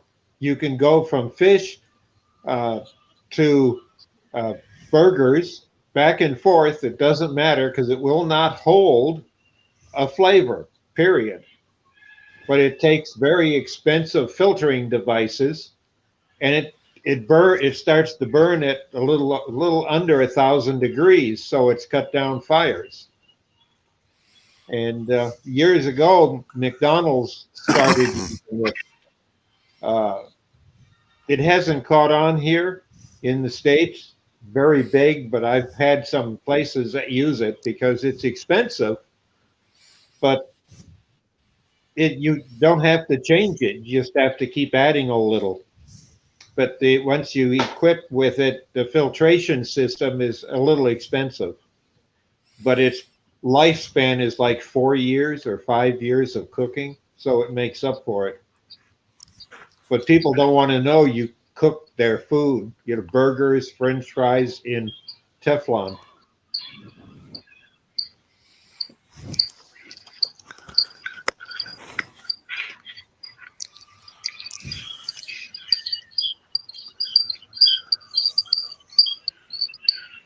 They don't call it Teflon. They have a fancy name that ends in oil for it.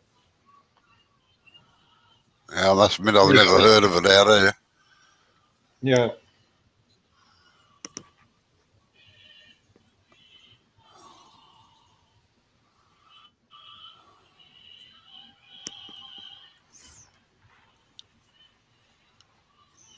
I don't know if they still use it, but up to about 5 years ago, last time I was over, they still had some places that had it, using it, because it was cheaper in the long run and wouldn't catch fire and didn't leave a taste. And the system won't digest it. It just passes right through, unless they found some problem with it doing that.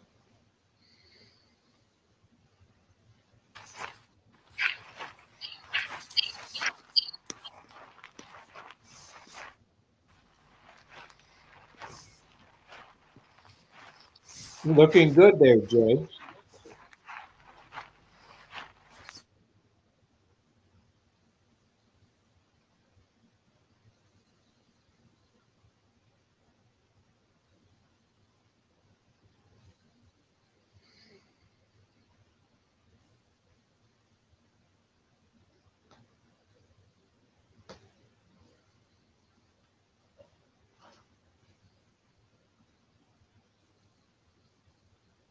You know, Robo, something I miss, and is the fact that the legitimate theaters have been down for over a year, and I miss going to see live shows, drama or musical comedies.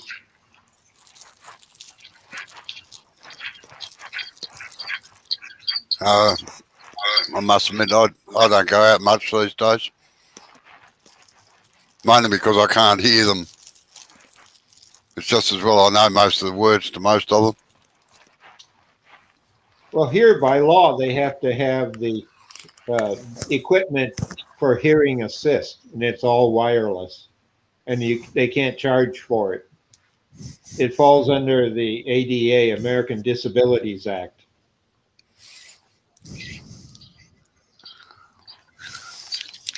That's like a requirement to have wheelchair lifts and special seating for people in mobility devices.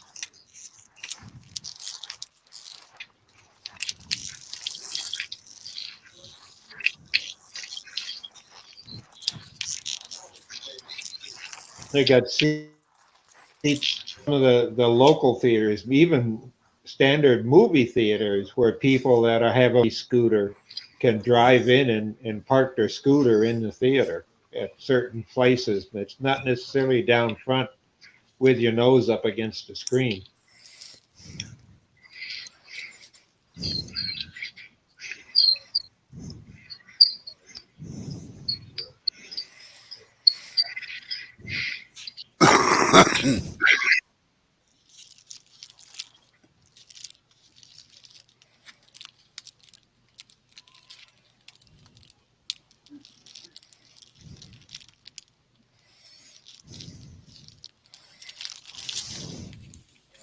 Out of all the shows you've done, Robo, what's your favorite musical or drama?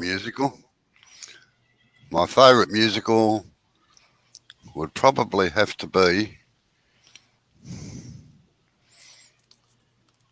it'll be a toss-up between White Horse Inn and South Pacific, I'd reckon. Oh, I like South Pacific. I think, for me, Phantom is probably my all favorite. I've seen it in New York, here in Detroit, and also Chicago and Toronto. Yeah,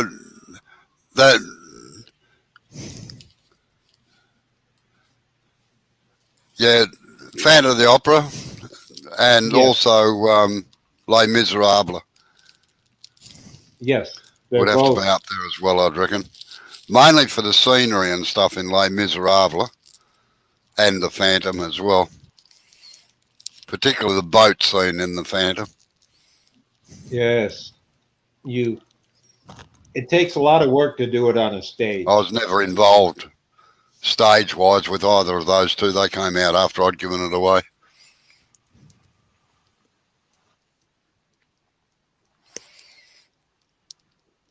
Well, one thing that started here about a month ago, because of the lack of having any of the big houses open, the theaters, the Broadway And stuff. I like the Gilbert and Sullivan's too, particularly the trilogy, the uh, HMS Pinafore,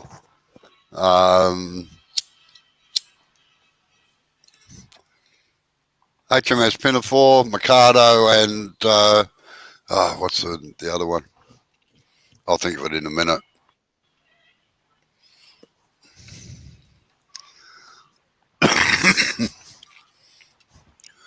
Come to think of it, I like most of them. So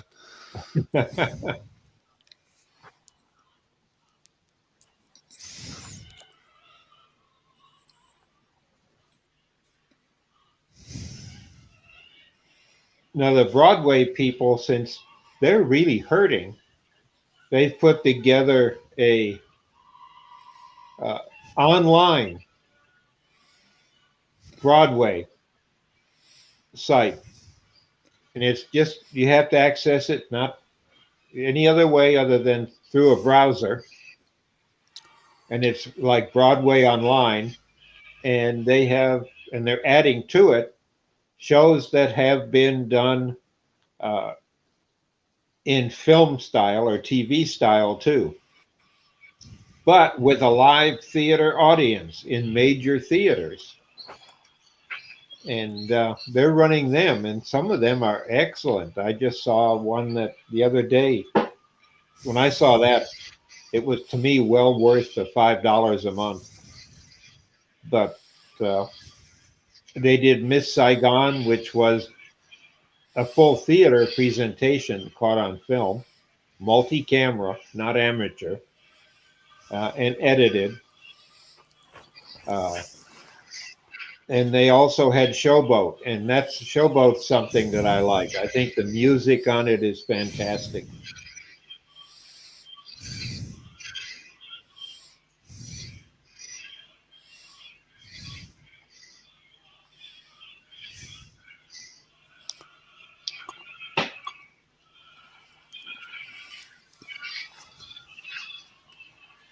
And they got a lot of Gilbert and Sullivan, but that's besides musicals, they have full drama, legit theater. That's a lot of drama programs that they have, and it's all in front of a big audience. You know, a multi-tier professional theater group.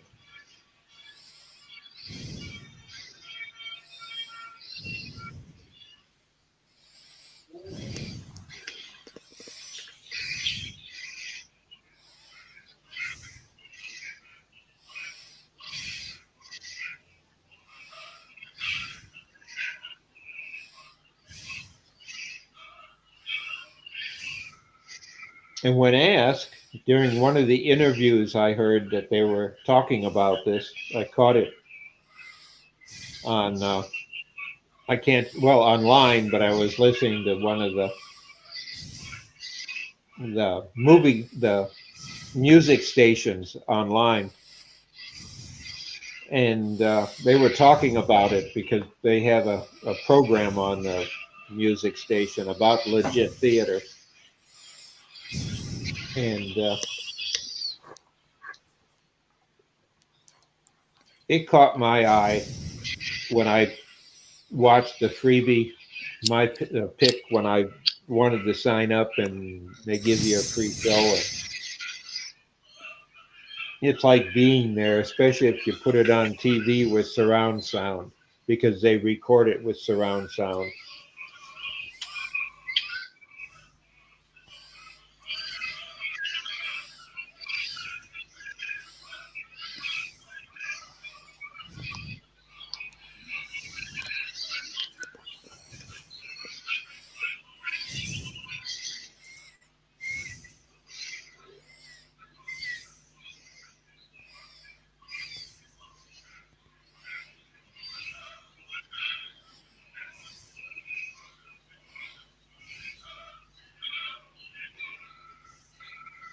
You subscribe to any of the online music stations or programs, Robo, like Spotify?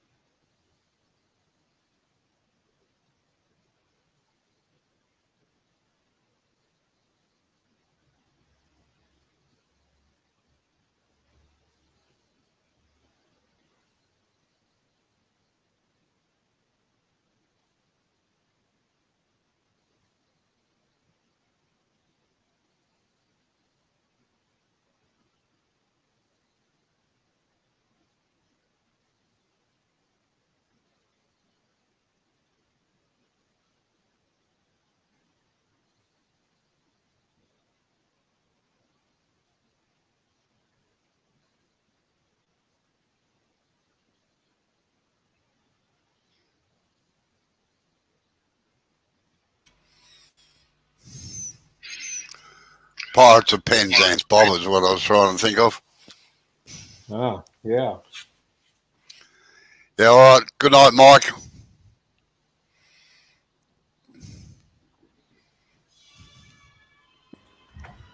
Thanks for coming in, Mike. Take it easy. Yeah, it's getting up towards midnight here. Well, we'll almost be caught up in the same day, about 45 minutes or so. I just wish being ahead so far, you could give me the lottery numbers that are going to win, and then I'd share you the money.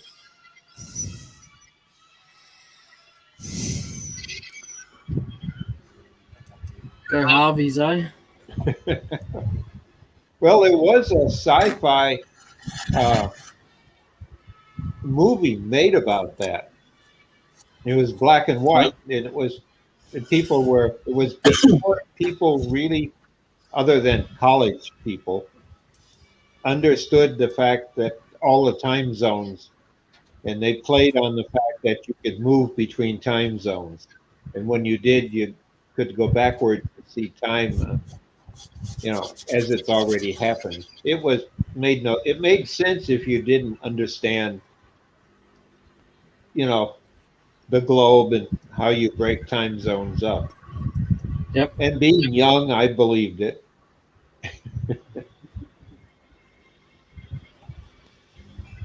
The person built a machine and went forward and was able to find out who was going to win a horse race. That was the basis of the whole movie, is being able to use the machine that could do that. And originally it was college students building it, the original plot, so they could find out what the answers to a test would be, so they could, and that was their idea. And it was all black and white in the 50s.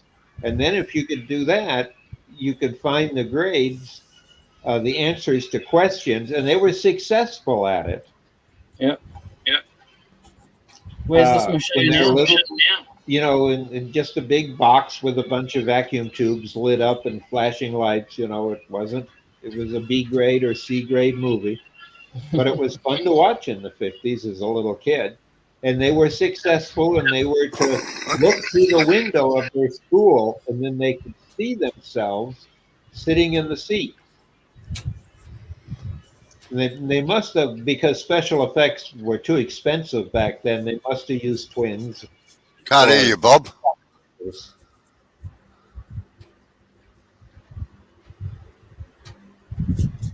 I could hear you, but it got a bit quieter.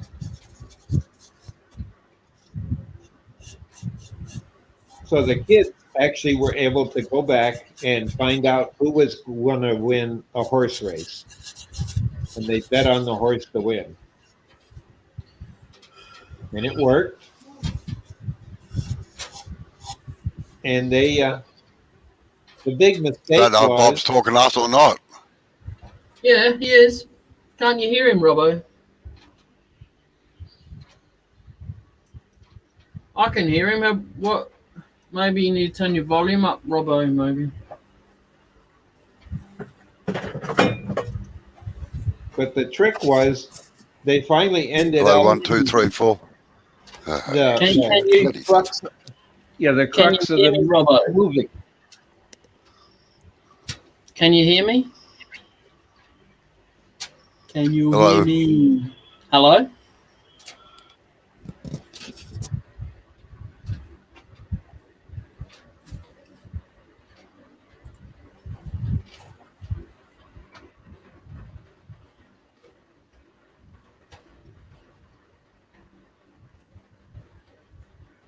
Well, I can sure hear you.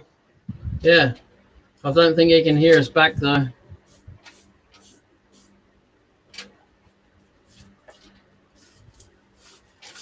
I just typed it into the chat, so hopefully he sees that. Yeah.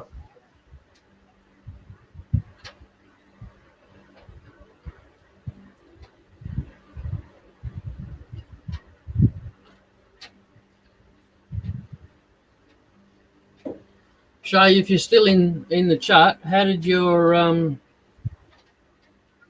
how'd your thing go? Your class? Oh, look at that.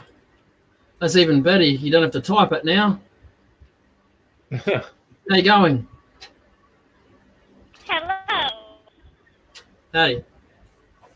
How did your class go? It went really good. We had one person that had never scroll saw at all before. She took her scroll saw out of the box last night.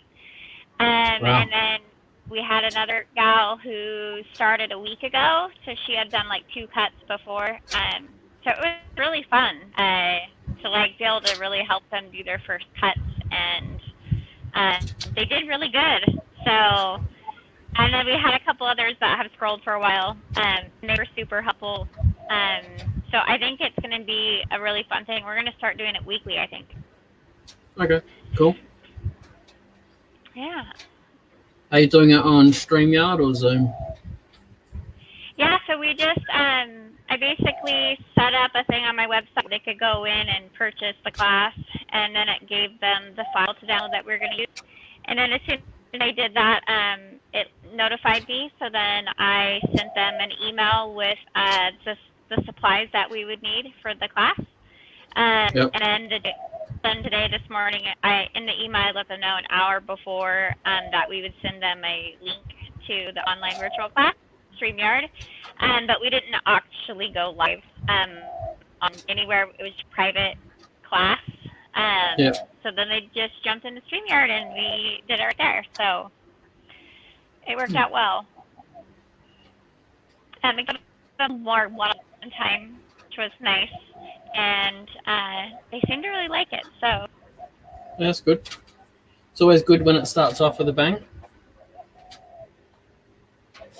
what was that? I said it's always good when it starts off with a bang. I mean, when it's good, not bad. Yes. Yeah, no, that's great. And especially being brand new and not ever sawing before,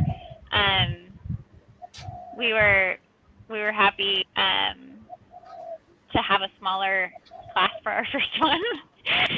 Yep. So they're ready for the next one already. So I think that we'll be able to kind of grow with them and help them with their skill at the same time.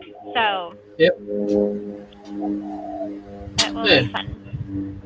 Sounds interesting. You can put links in and stuff if you like. Okay. Yeah, I just got a whole website transferred over to Harnell Media. He's doing my website now, so I'm pretty excited about that.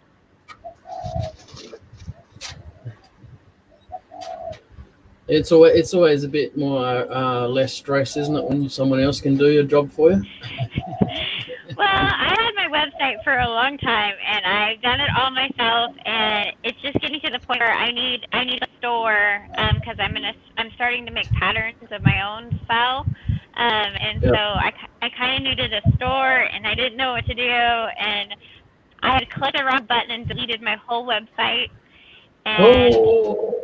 it got into like terms of like my security thing wasn't working properly, and it was just a hot mess. So I was like, you know what? I would rather cut wood than sit here and try to figure out this stuff. So Yep. if you want to take over, I would be thrilled. So yes, I took a different route. So now it's really nice because he's super helpful, and he set me up a store, and actually set me up for a swag part. So there's actually like Midnight Scroll her shirts and stuff, which was kind of Oh yeah. What? No, not right now. I was about to say you had a little one behind you. He slightly popped in and then popped how back low out. are you? Did you already get snack though? Okay, well, stop eating that and have some ice cream then. Sorry. My youngest did a type 1 diabetic, and he came to me and he was saying he was low. So I had to mute myself, but it's kind of important. Hey, Sid, how are you? Oh, he was leaving. Oh. He lives in a small town, and they have a community store there, and that's where he sells a lot of his turned work. And he also volunteers there as well, and that's what he was doing. So I would assume he was finishing for the day. Ah, gotcha. No, his text said the shop was full. Oh yeah, yeah. People. Oh, that's always a good thing. Yeah, he said he better go because the shop is full. Yep. Maybe they'll buy more of his tops. Yeah, they might do. Jay, what are you working on today? I'm returning a bowl I did. That's the one with that cool green. Yeah, I think it's ash, but I'm not too sure because it's been a while since I turned it. So it's wood. It grew leaves and it got watered. So it was too thick. It was I had a bad habit of leaving bowls like that thick and all the way around, and yeah. That's honestly, it just comes down to me being lazy. So I just happen to have left the tenon on this one, and that's another thing for me being lazy is leaving the tenons on them and forgetting to take them off. So okay. I figured I might as well take advantage of that and put it back in the chuck. And it's now half the thickness of what it was there, and it's about a centimetre, 10 mil off from the bottom. So it's I think it's plenty thin enough now because it's got two lines that I've cut into the bottom of it. So if I go too thin, I'll be having a funny shaped funnel. Okay. Two lines cut into it. So Oh yeah, that's pretty. this is something a little bit different. Yeah. I was going to burn in them, but it was a bit tricky to do that, so I thought best not.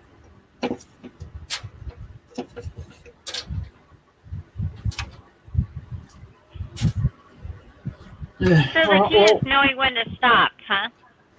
Yeah, and not making the funnel. Yes, there's always that saying in turning, just one more cut.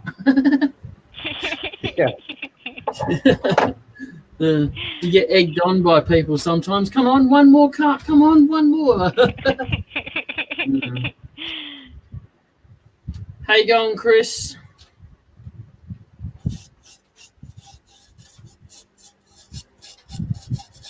I didn't see all of you live today, Chris, but what I did see, your son's doing pretty good. Wish I had someone to teach me that young. Would have been great. You're as young as you feel and as old as you act. As old as you touch. You get your face slapped for that when you get older. When you're young, you can excuse it. He's just a little baby boy. Well, Amber's 8 years younger than me, so that helps.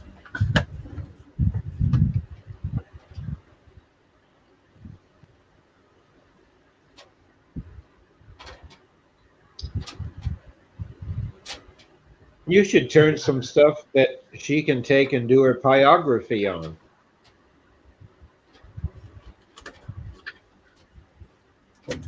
Oh, I don't know. It'd be a joint project. I don't know, you might stuff it up. I tried to make that come out as nice as possible just in case she's watching. But she does great pyrography. Yeah, no, I agree with you, Dr. Bob. She does, but I don't know. I like my bowls the way they are.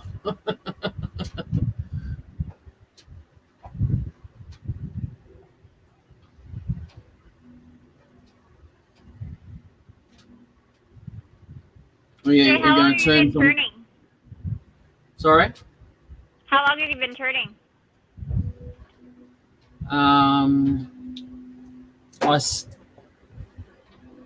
I started in July 2019. Okay. Which was probably the worst time to learn to start, really, because I didn't actually really think I could join a club until I got a little bit of experience, and then by the time that come around, COVID had fully kicked in, so I couldn't join a club, and I still to this day haven't joined a club. They've only just reopened, had their first meeting out my local club. So I'm a bit hum and a hari of the politics of clubs, you know. I'm not really interested in getting involved in that. So that's making. Oh, thanks, you mongrel train. That's made me a little bit hesitant about joining a club. But yeah, other than so that, are clubs like where you can go turn, or? Yeah, they have like they'll have a club challenge, and everyone will turn around about the same thing in their own kind of way, or and then they have show and tell, and sometimes the meetings just turn out to be a mother's meeting, but with men, a father's meeting, basically, just having tea and coffee and chatting. So. Very cool. Yeah. Well, you've been to a couple of our club meetings online, and yes, even though you aren't quite awake. Okay, there you go. I have been to club meetings. Sorry, Dr. Bob. How you going, Dave? Yeah, it's interesting. I thought I would have got into resin by now, but I'm kind of liking just doing wood at the moment. Yeah. Well, resin will get a lot more expensive, and there's other turning tools that you probably need first if you're going to do any serious turning. Yeah, it's mostly more carbides that I'd need for resin, if anything. I'm not wrecking the tools so much. But a pressure and then you come up with a compressor or a vacuum pump. Yeah. So there you're putting in a good $400 or $500 for the two. Yeah. Yep. No, I'm not that interested in it at the moment. I like the stuff that people do, don't get me wrong, but yeah, I'd like to try and, if I do stuff, try and do it in a mold so then doesn't have to be turned afterwards. maybe just turn out the inside so that it's a hollow or whatever. But I like how shiny resin comes out.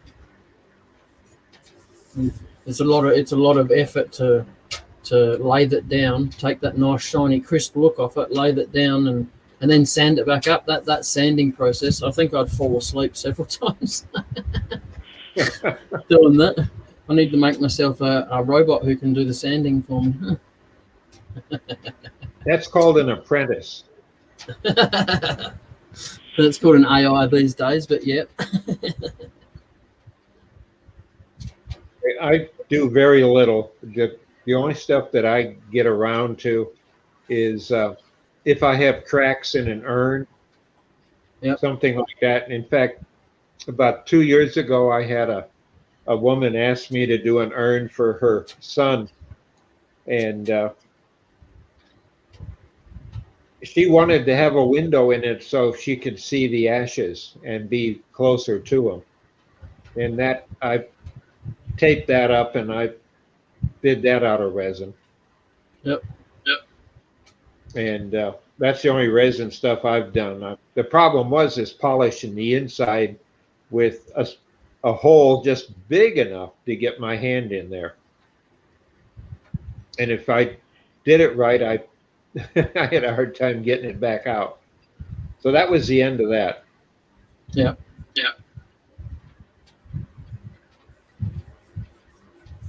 I don't know what Robbo's doing, but I reckon I might knock it on the head.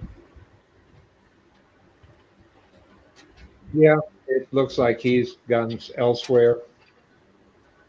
And I'll let you get on with your day. And all right, I appreciate you coming in. It'll be tomorrow in 25 minutes here, or abouts. I hope tomorrow is better, but you've already lived it, so if I know it'll be hot. The world hasn't ended. Yeah, it's going to melt. Everything's going to melt over there. No, I think it's winter, and we're going to have ice now, probably up till Easter. Yeah. You don't need to turn your freezer on then. You can just put your stuff outside. Yeah. In fact, that's what a lot of the stuff is in a metal box out in the shop. Because there's no use keeping it in the freezer. And now that it's easier, it's cheaper to buy meat in bulk.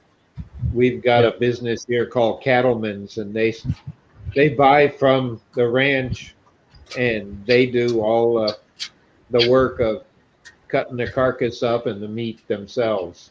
In fact, you can look through the back of the store if you want. They got a window you can walk back and see them doing it. And they used to do it in the storefront, but people didn't like the fact of they got squeamish seeing cows being cut up on a big table. Yeah, they do that here if you wanted it. Now you go in and you shop and you can see it if you want to. Yeah. But there you can actually buy a side, buy a quarter, and they'll either cut it while you wait, or they'll say, well, we have it boxed already and it's over there. Just pick it up out of the reefer in the back. Yep. So Yeah, they do that here. If we want to buy a whole cow, and they'll cut it up for us to whatever we want, like chops and roasts or something, or. Yep, and we do that in the winter more so because, we got a freezer in our refrigerator, but that's like I pull the stuff out of the big freezer and move it forward into the kitchen, and pretty well picks a week or so worth of what I want for meals, and then the rest of it seems to be ice cream bars for the kids, ice cubes for cold drinks, and snack food, frozen snack food. And that's probably about a third of what's in there now. Problem is with, teenagers, especially when on weekends, we have their friends gaming. They bring their own TV sets, mammoth sets, the big 72 inchers. That's Yep. just under one arm and their game console and controllers, and they kind of migrate in and back to the family room. And I have gigabit speed network for them. They sit back there and plug into a hub, and they're busy going at it with friends all over the world, headsets on.